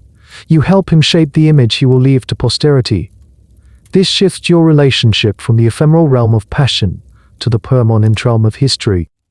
You are no longer just sharing a bed, you are co-authoring a chapter in the story of France. This binds him to you in a way that is deeper and more lasting than mere desire. And here's the most controversial and debated part of this strategy: you learn to manage his new aimers. As we touched on before, this is the Pompadour masterstroke. Instead of fighting the inevitable, you embrace it. You accept that he will have other, younger women for his fleeting pleasures, but you control the process. You might subtly guide his attention towards girls who are beautiful but simple, charming but unambiguous. You vet them, you neutralize them. You turn his infidelity into an administrative task that you oversee. It's a move of breathtaking audacity. It allows you to say to the king, in essence, I understand your needs. Let me take care of them for you. It makes you his partner, his collaborator, even in his own philandering. This removes the threat of a new rival supplanting you, because you are the one pulling the strings. Historians are fascinated by this phase of the relationship between Louis XVI and Madame de Pompadour. Their correspondence from this period is filled with warmth, genuine affection, and deep intellectual respect. He called her his dearest friend. She had successfully navigated the most perilous transition a royal mistress could face. She had traded the title of lover for the far more powerful and enduring role of reigning friend. This pivot is your ultimate act of self-preservation. It requires letting go of your ego, suppressing your jealousy, and playing the long game with near superhuman emotional discipline. You are transforming your job description in real time. You are giving up the queen position on the chessboard to become the king's most trusted hand. Many will see the cooling of the king's passion as a defeat for you. They are wrong. It is your greatest victory, a triumph of strategy and intelligence that will secure your power for years to come, long after the pretty, young newcomers have come and gone. As you solidify your new role as the king's indispensable friend and advisor, a new and insidious danger emerges. You are no longer just a target for courtly envy, you have become a national scapegoat. For the general public, increasingly unhappy with the state of the kingdom, You are the perfect, simple answer to a host of complex problems. Every failure of the French state, from a lost war to a bad harvest, is laid at your feet. The mid-18th century is a difficult time for France. The 7 Years' War, a sprawling global conflict fought against Britain and Prussia, is going disastrously. France is losing colonies, its navy is being defeated, and the cost of the war is crippling the national economy. The French people are looking for someone to blame, and the king is still a semi-divine figure, too remote to be the direct target of their anger. His ministers are faceless bureaucrats. But you are the perfect villain. You are visible, you are in their eyes illegitimate, and your influence is shrouded in the mystery of the boudoir. The libel-lesson pamphlets in Paris become more vicious than ever. They create a powerful and persuasive narrative. France is losing the war because its foreign policy is being dictated by the whims of a woman. The diplomatic revolution, the alliance with Austria that you championed, is portrayed as your personal project, a foolish betrayal of France's traditional interests, done only to please your Austrian friends. They print cartoons showing you sitting at a map, rearranging armies as if they were pieces in a board game, with a clueless king looking on admiringly. The narrative is simple, compelling, and completely divorced from the complex geopolitical realities of the time. When taxes are raised to pay for the war, the public doesn't blame the complex financial system or the costs of a global conflict. They blame you. The pamphlets tell them that their hard-earned money is being squandered on your diamonds, your chateaus, and your lavish parties. They create a direct link between the bread that is becoming too expensive for a Parisian family to buy and the new set of Sevres porcelain you just commissioned becomes the common refrain. This is a profoundly unfair, but politically effective strategy. You become a sin-eater for the monarchy. You absorb all the public's hatred and discontent, deflecting it from the king himself. In a strange way, your role as a scapegoat serves a useful political purpose for the regime, even as it destroys your personal reputation. You are the lightning rod that draws the storm away from the sacred person of the king. A strange and specific example of this scapegoating can be seen in the aftermath of Robert Francois Damiens' assassination attempt on Louis XVI in 1757. Damiens, a disturbed domestic servant, managed to stab the king with a small penknife. The wound was minor, but the attack sent shockwaves through France. In the investigation that followed, Damiens claimed he had been motivated by the public misery and the belief that the king was being led astray by evil advisors. While he never named you directly, the public immediately filled in the blank. The narrative took hold that the assassin was a righteous, if misguided, man driven to violence by the kingdom's suffering, a suffering caused by your corrupting influence. Your enemies at court quietly fanned these flames, suggesting that your unpopularity was now a direct threat to the king's life. Historians are still trying to untangle the web of blame surrounding the failures of this period. Was Madame de Pompadour truly responsible for the disastrous course of the 7 years? Or the academic consensus is that while she was a powerful advocate for the Austrian alliance, she was not the sole architect of the war's strategy. She was a convenient and highly visible target for military and political leaders who were looking to excuse their own failures. It was far easier for a defeated general to whisper, "We lost because of petticoat politics," than to admit to his own tactical blunders. You are trapped. You cannot defend yourself against these accusations. To do so would be to admit that you have the very political power you are not supposed to wield. You have to silently endure the hatred, knowing that every military defeat, every economic downturn, will be added to the long list of your supposed crimes. You have become the nation's Madame Deficit. The title of Mistress and treacherous once signified power and glamour. Now, it is synonymous with national ruin. You have reached the pinnacle of influence, only to find yourself sitting on a throne of blame. The signals are subtle at first, almost imperceptible, but you are a seasoned observer of the royal mood, and you cannot ignore them. The king's gaze seems to drift past you in conversation. He counsels a private supper, citing fatigue. A joke that would have once elicited a warm chuckle now receives only a polite, tired smile. These are the small, cold breezes that signal the coming winter of your career. The king is growing tired, not necessarily of you as a person by now. Your friendship may be a deep and genuine bond, but tired of the entire arrangement. The weight of your public popularity has become a political liability. The constant stream of vicious pamphlets, the grumbling of the common people, the whispers of the courtiers, it has all begun to take a toll. His ministers into him that your presence is inflaming public opinion and making it harder to govern. You, who once made his life easier, are now becoming a source of chronic, low-grade political headache. You see the signs and the behavior of others at court. They are masters of sensing the subtle shifts in the currents of power. The Duchess, who was once desperate for an invitation to your salon, suddenly becomes too busy to attend. A minister who used to share every secret with you now seems evasive. They are quietly, cautiously distancing themselves from you, like rats deserting a ship that is taking on water. They don't want to be associated with you if a fall is imminent. Their calibrated coolness is a barometer of your declining influence. The king himself may be changing. Age, illness, and the burdens of his office are wearing him down. He may be entering a more pious phase, influenced by his daughters and the Devitt party. The idea of living a more respectable life, free from the scandal of an official mistress, might begin to appeal to his weary soul. The very existence of your role, which once represented freedom and pleasure, now might feel like just another heavy, complicated obligation. And then there is the simple, brutal fact of your own aging and declining health. The years of stress, the constant performance, the unhealthy environment of the court, have all taken their toll. Perhaps you are no longer able to keep up the relentless pace of entertainment and companionship. The exhaustion you have been hiding for so long is becoming harder to conceal. The king, a man who detests sickness and weakness, may be starting to pull away from the reality of your mortality. Here's a specific, poignant signal you might receive: a change in gifts. For years, the king's gifts were personal, intimate things, a piece of jewelry he knew you would love, a rare book by your favorite author. Now the gifts become more formal, more impersonal.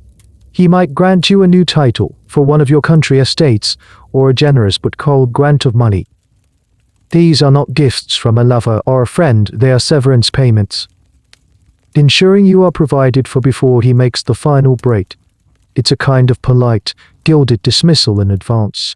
Historians who study the final years of the great royal mistresses often note this slow, painful fade. It's rarely a dramatic firing. It's an erosion of intimacy, a gradual withdrawal of affection and political trust. For a woman like you, whose entire identity and security are wrapped up in this single relationship, it is a terrifying process. It's like watching the coastline of your entire world slowly recede, leaving you stranded. You are now living in a state of profound anxiety. Every day you wake up wondering if this will be the day the final, cold message arrives. You are caught in a terrible limbo, still officially the Mistress and Etiquette, still living in your magnificent apartments, but knowing that the foundation beneath it all has cracked. The love, the passion, the political partnership, it's all being replaced by a sense of duty and, perhaps, pity on his part. You have to maintain the facade, to go through the motions of your role, all while the king's heart and mind are clearly moving on. The most powerful man in the kingdom is becoming a stranger to you, and there is nothing you can do to stop it. The alarm bells are ringing, and they are tolling for you. You've read the signs. The storm is coming. Now is not the time for sentimentality or despair. Now is the time for cold, hard, strategic planning. You are the CEO of your own life, and you are about to be forcibly retired. It's your responsibility to negotiate the best possible severance package, not with the king directly, but with fate itself. You must quietly and methodically begin to pave the road for your future. A future without royal protection. Your first priority is financial security. For years, you've lived on a lavish pension from the royal treasury. You know this will likely be reduced or even eliminated once you are dismissed. While the king is being generous, gifting you chateaux and jewels, you need liquid assets. This is where your network of financial advisors and notaries becomes crucial. You begin to discreetly sell off some of your less personal, more portable assets. A set of diamonds here, a minor painting there.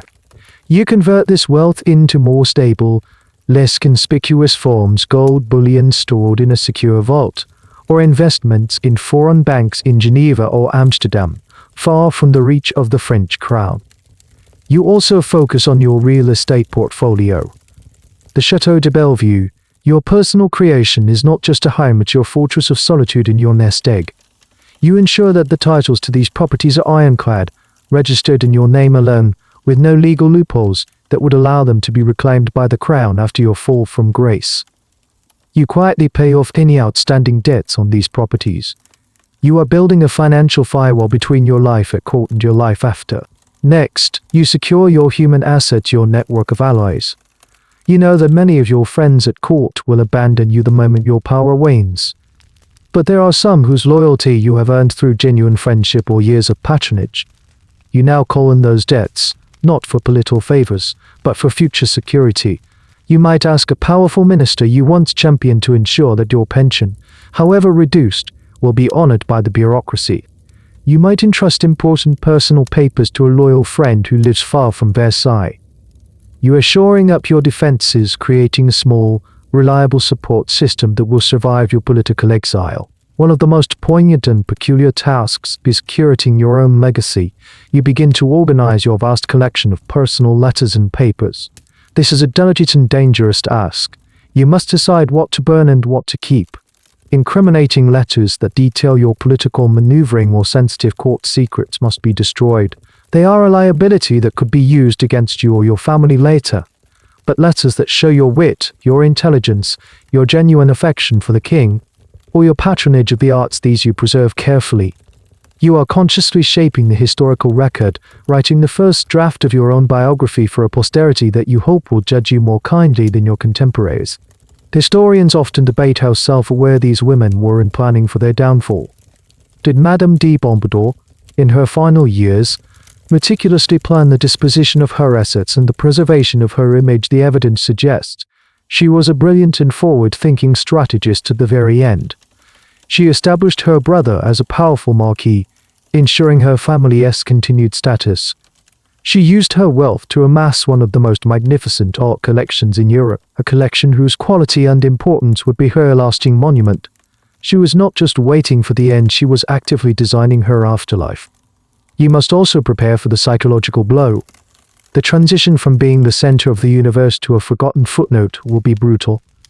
You start to cultivate private interests, hobbies that have nothing to do with the court. You delve deeper into your love for botany, or you spend more time with your books.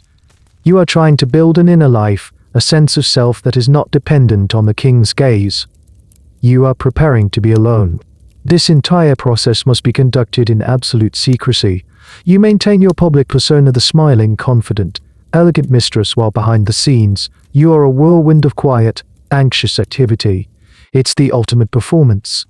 You are planning your own escape from a prison whose walls are about to collapse, all while pretending you are still happy in your cell.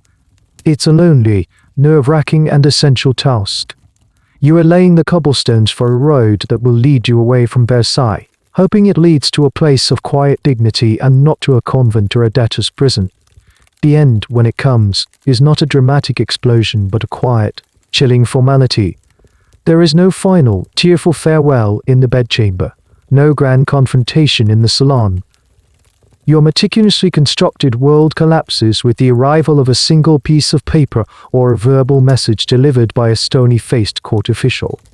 It might be a minister you once considered an ally, now acting as the king's messenger. He arrives at your apartment, his face a mask of professional regret. He bows stiffly and informs you, in the cold, polite language of the court, that His Majesty, in his great concern for your health and well-being, believes that the pressures of court life are proving too strenuous for you. Or perhaps it's a letter, not a personal note in the king's familiar hand, but a formal document, drafted by a secretary and signed with the royal seal. The language is sterile and full of false concern. It speaks of your loyal service and the king's eternal gratitude. It informs you that a generous pension has been settled upon you and that a carriage will be made available for your departure from the palace. It might even suggest a suitable place for your retirement, perhaps one of your country estates or, if you are truly out of favor, a specific convent. The letter is both a thank you card and an eviction notice. The news hits you with the force of a physical blow, even though you have been expecting it for months. The reality of it is stunning. In a single moment, you have been stripped of your title, your role, your entire identity. You are no longer the Mistress Entitre, you are just a woman. A wealthy woman, perhaps, but a woman with no official place in the world you have inhabited for so long. The palace, your home, instantly transforms into a hostile environment. The news of your dismissal travels through the corridors of Versailles with the speed of wildfire. The servants who once bowed and scraped before you now look at you with a mixture of pity and contempt.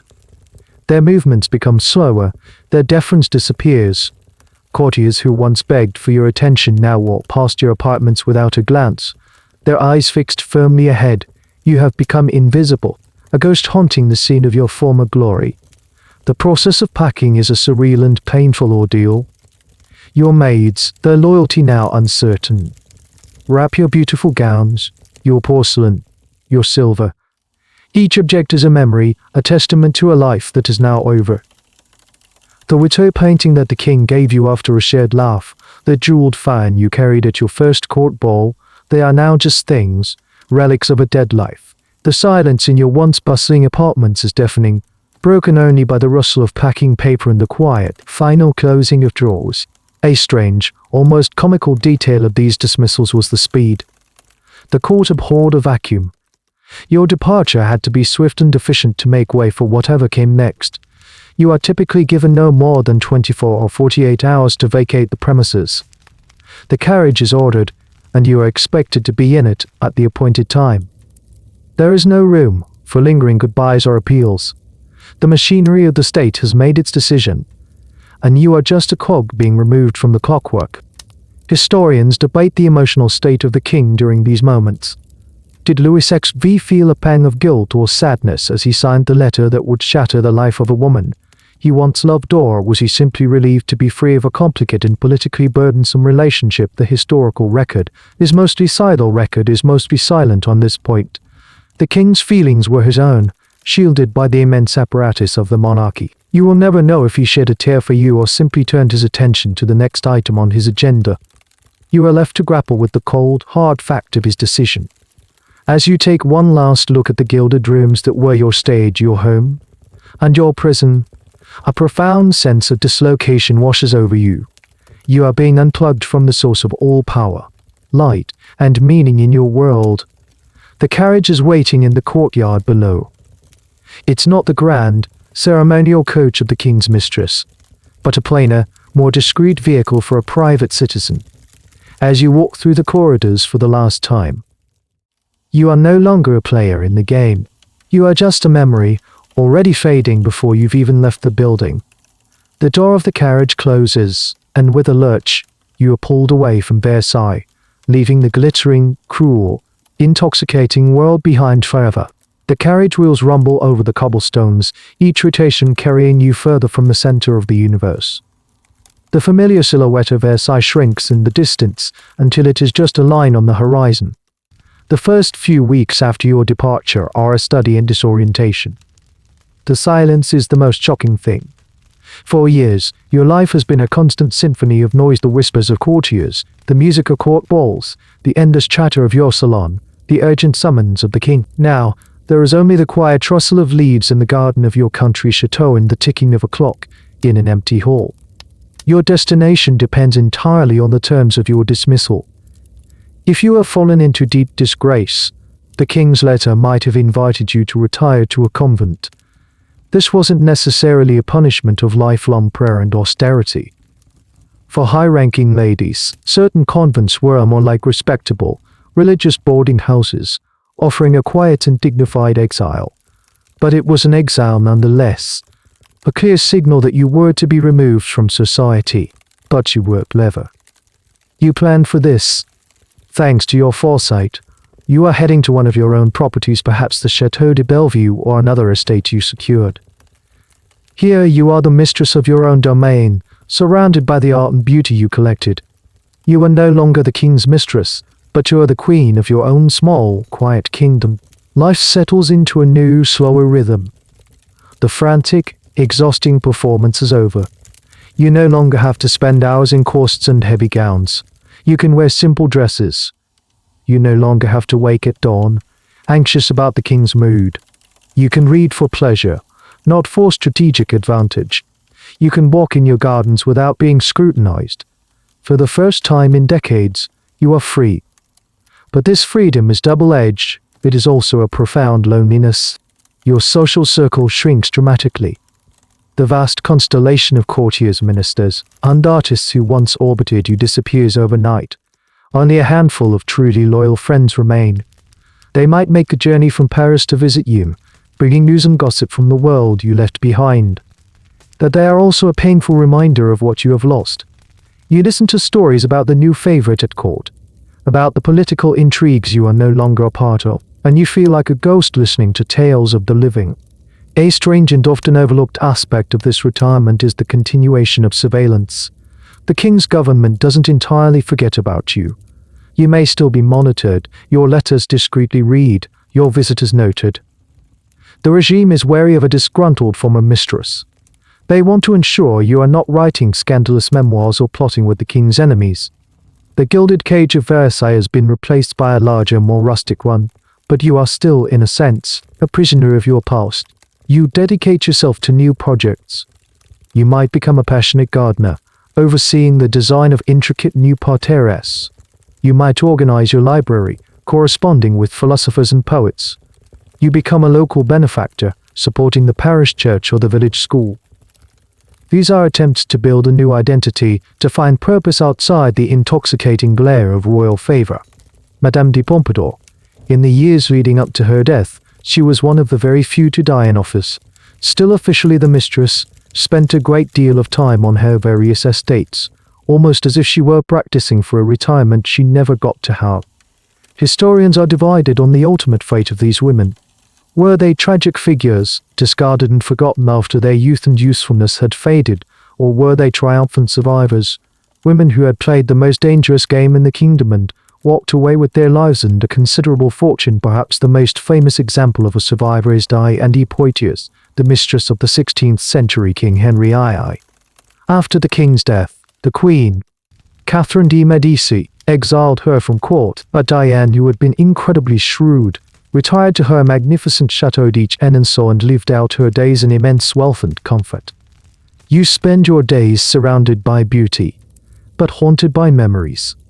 Sometimes, in the quiet of the evening, you might catch a scent or see a particular shade of blue in the twilight sky, and for a moment, you are back in your apartment at Versailles, the sound of violins drifting up from the courtyard below, waiting for the familiar footstep at your door. You survived. You have wealth, security, and a quiet life, but you wonder if you will ever feel truly alive again. But the prize was a lifetime of remembering what it felt like to be at its center. Years pass.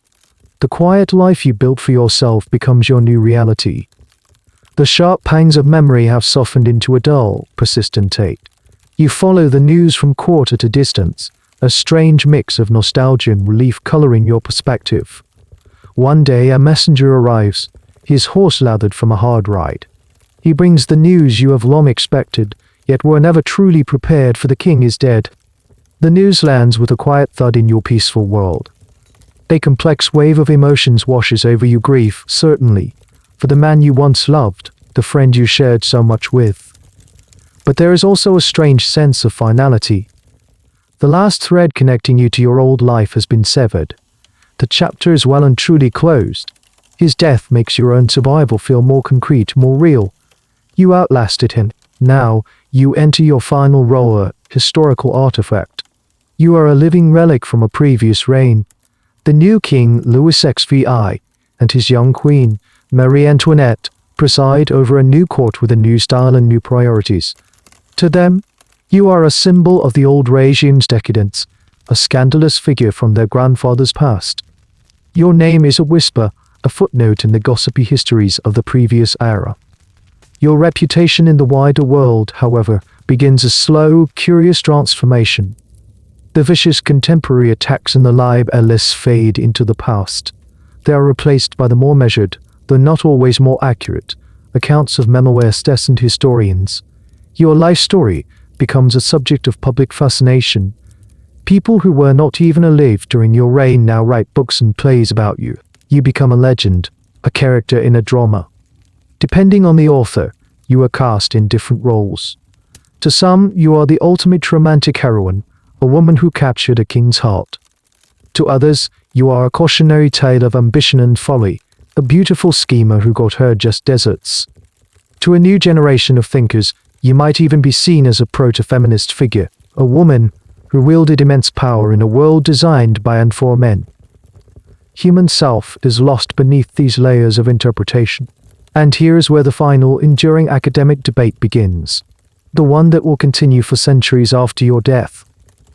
How should history judge you? Were you a parasite on the French state, your extravagant spending, unpolitical meddling contributing to the financial crisis that would ultimately lead to the French Revolution, or were you a brilliant patron of the arts, a woman whose taste and intelligence shaped the golden age of French culture, leaving behind a legacy of beauty and craftsmanship that still enriches the world?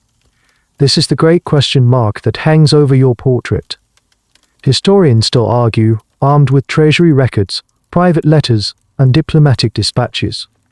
Some point to the disastrous results of the 7 Years' War and the soaring national debt as the primary evidence for your negative influence. They see your chateaus and your diamond necklaces as symbols of a fatal frivolity that the kingdom could not afford.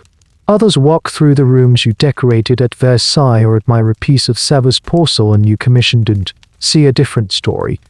They argue that your patronage fostered a level of artistic achievement that has rarely been equaled. They see you as a woman of formidable intellect who, denied the formal levers of power available to men, used the informal channels available to her to shape her world. They argue that to judge you solely on political outcomes is to miss your most significant contribution. You will never know the final verdict. You live out your remaining years in quiet dignity, watching from afar as the world you knew unravels. The rumblings of revolution grow louder. You might live long enough to see the fall of the Bastille, to see the king and queen who replaced you dragged from Versailles by a Parisian mob. You would watch this new violent and chaotic world emerge and perhaps feel a strange sense of vindication. You, for all your perceived faults, presided over an era of elegance and order, a world that, for all its cruelty and intrigue, now seems like a lost golden age compared to the terror that followed. Your life was a paradox. You were a private woman forced to live a public life. You were a king's lover who became his most trusted advisor. You were a symbol of luxury who became a scapegoat for national failure. In the end, your true legacy is not in the political alliances you forged or the enemies you defeated, but in the enduring, unanswerable question of who you really were. And that question, whispered in the gilded, empty halls of Versailles, is your ghost, your monument, your final, lasting triumph. And so the story ends. The great lady is gone, the king is gone, and the gilded palace of Versailles is now just a museum, its silent halls echoing with the ghosts of laughter and whispered secrets. The dust has settled on the love letters and the treasury accounts.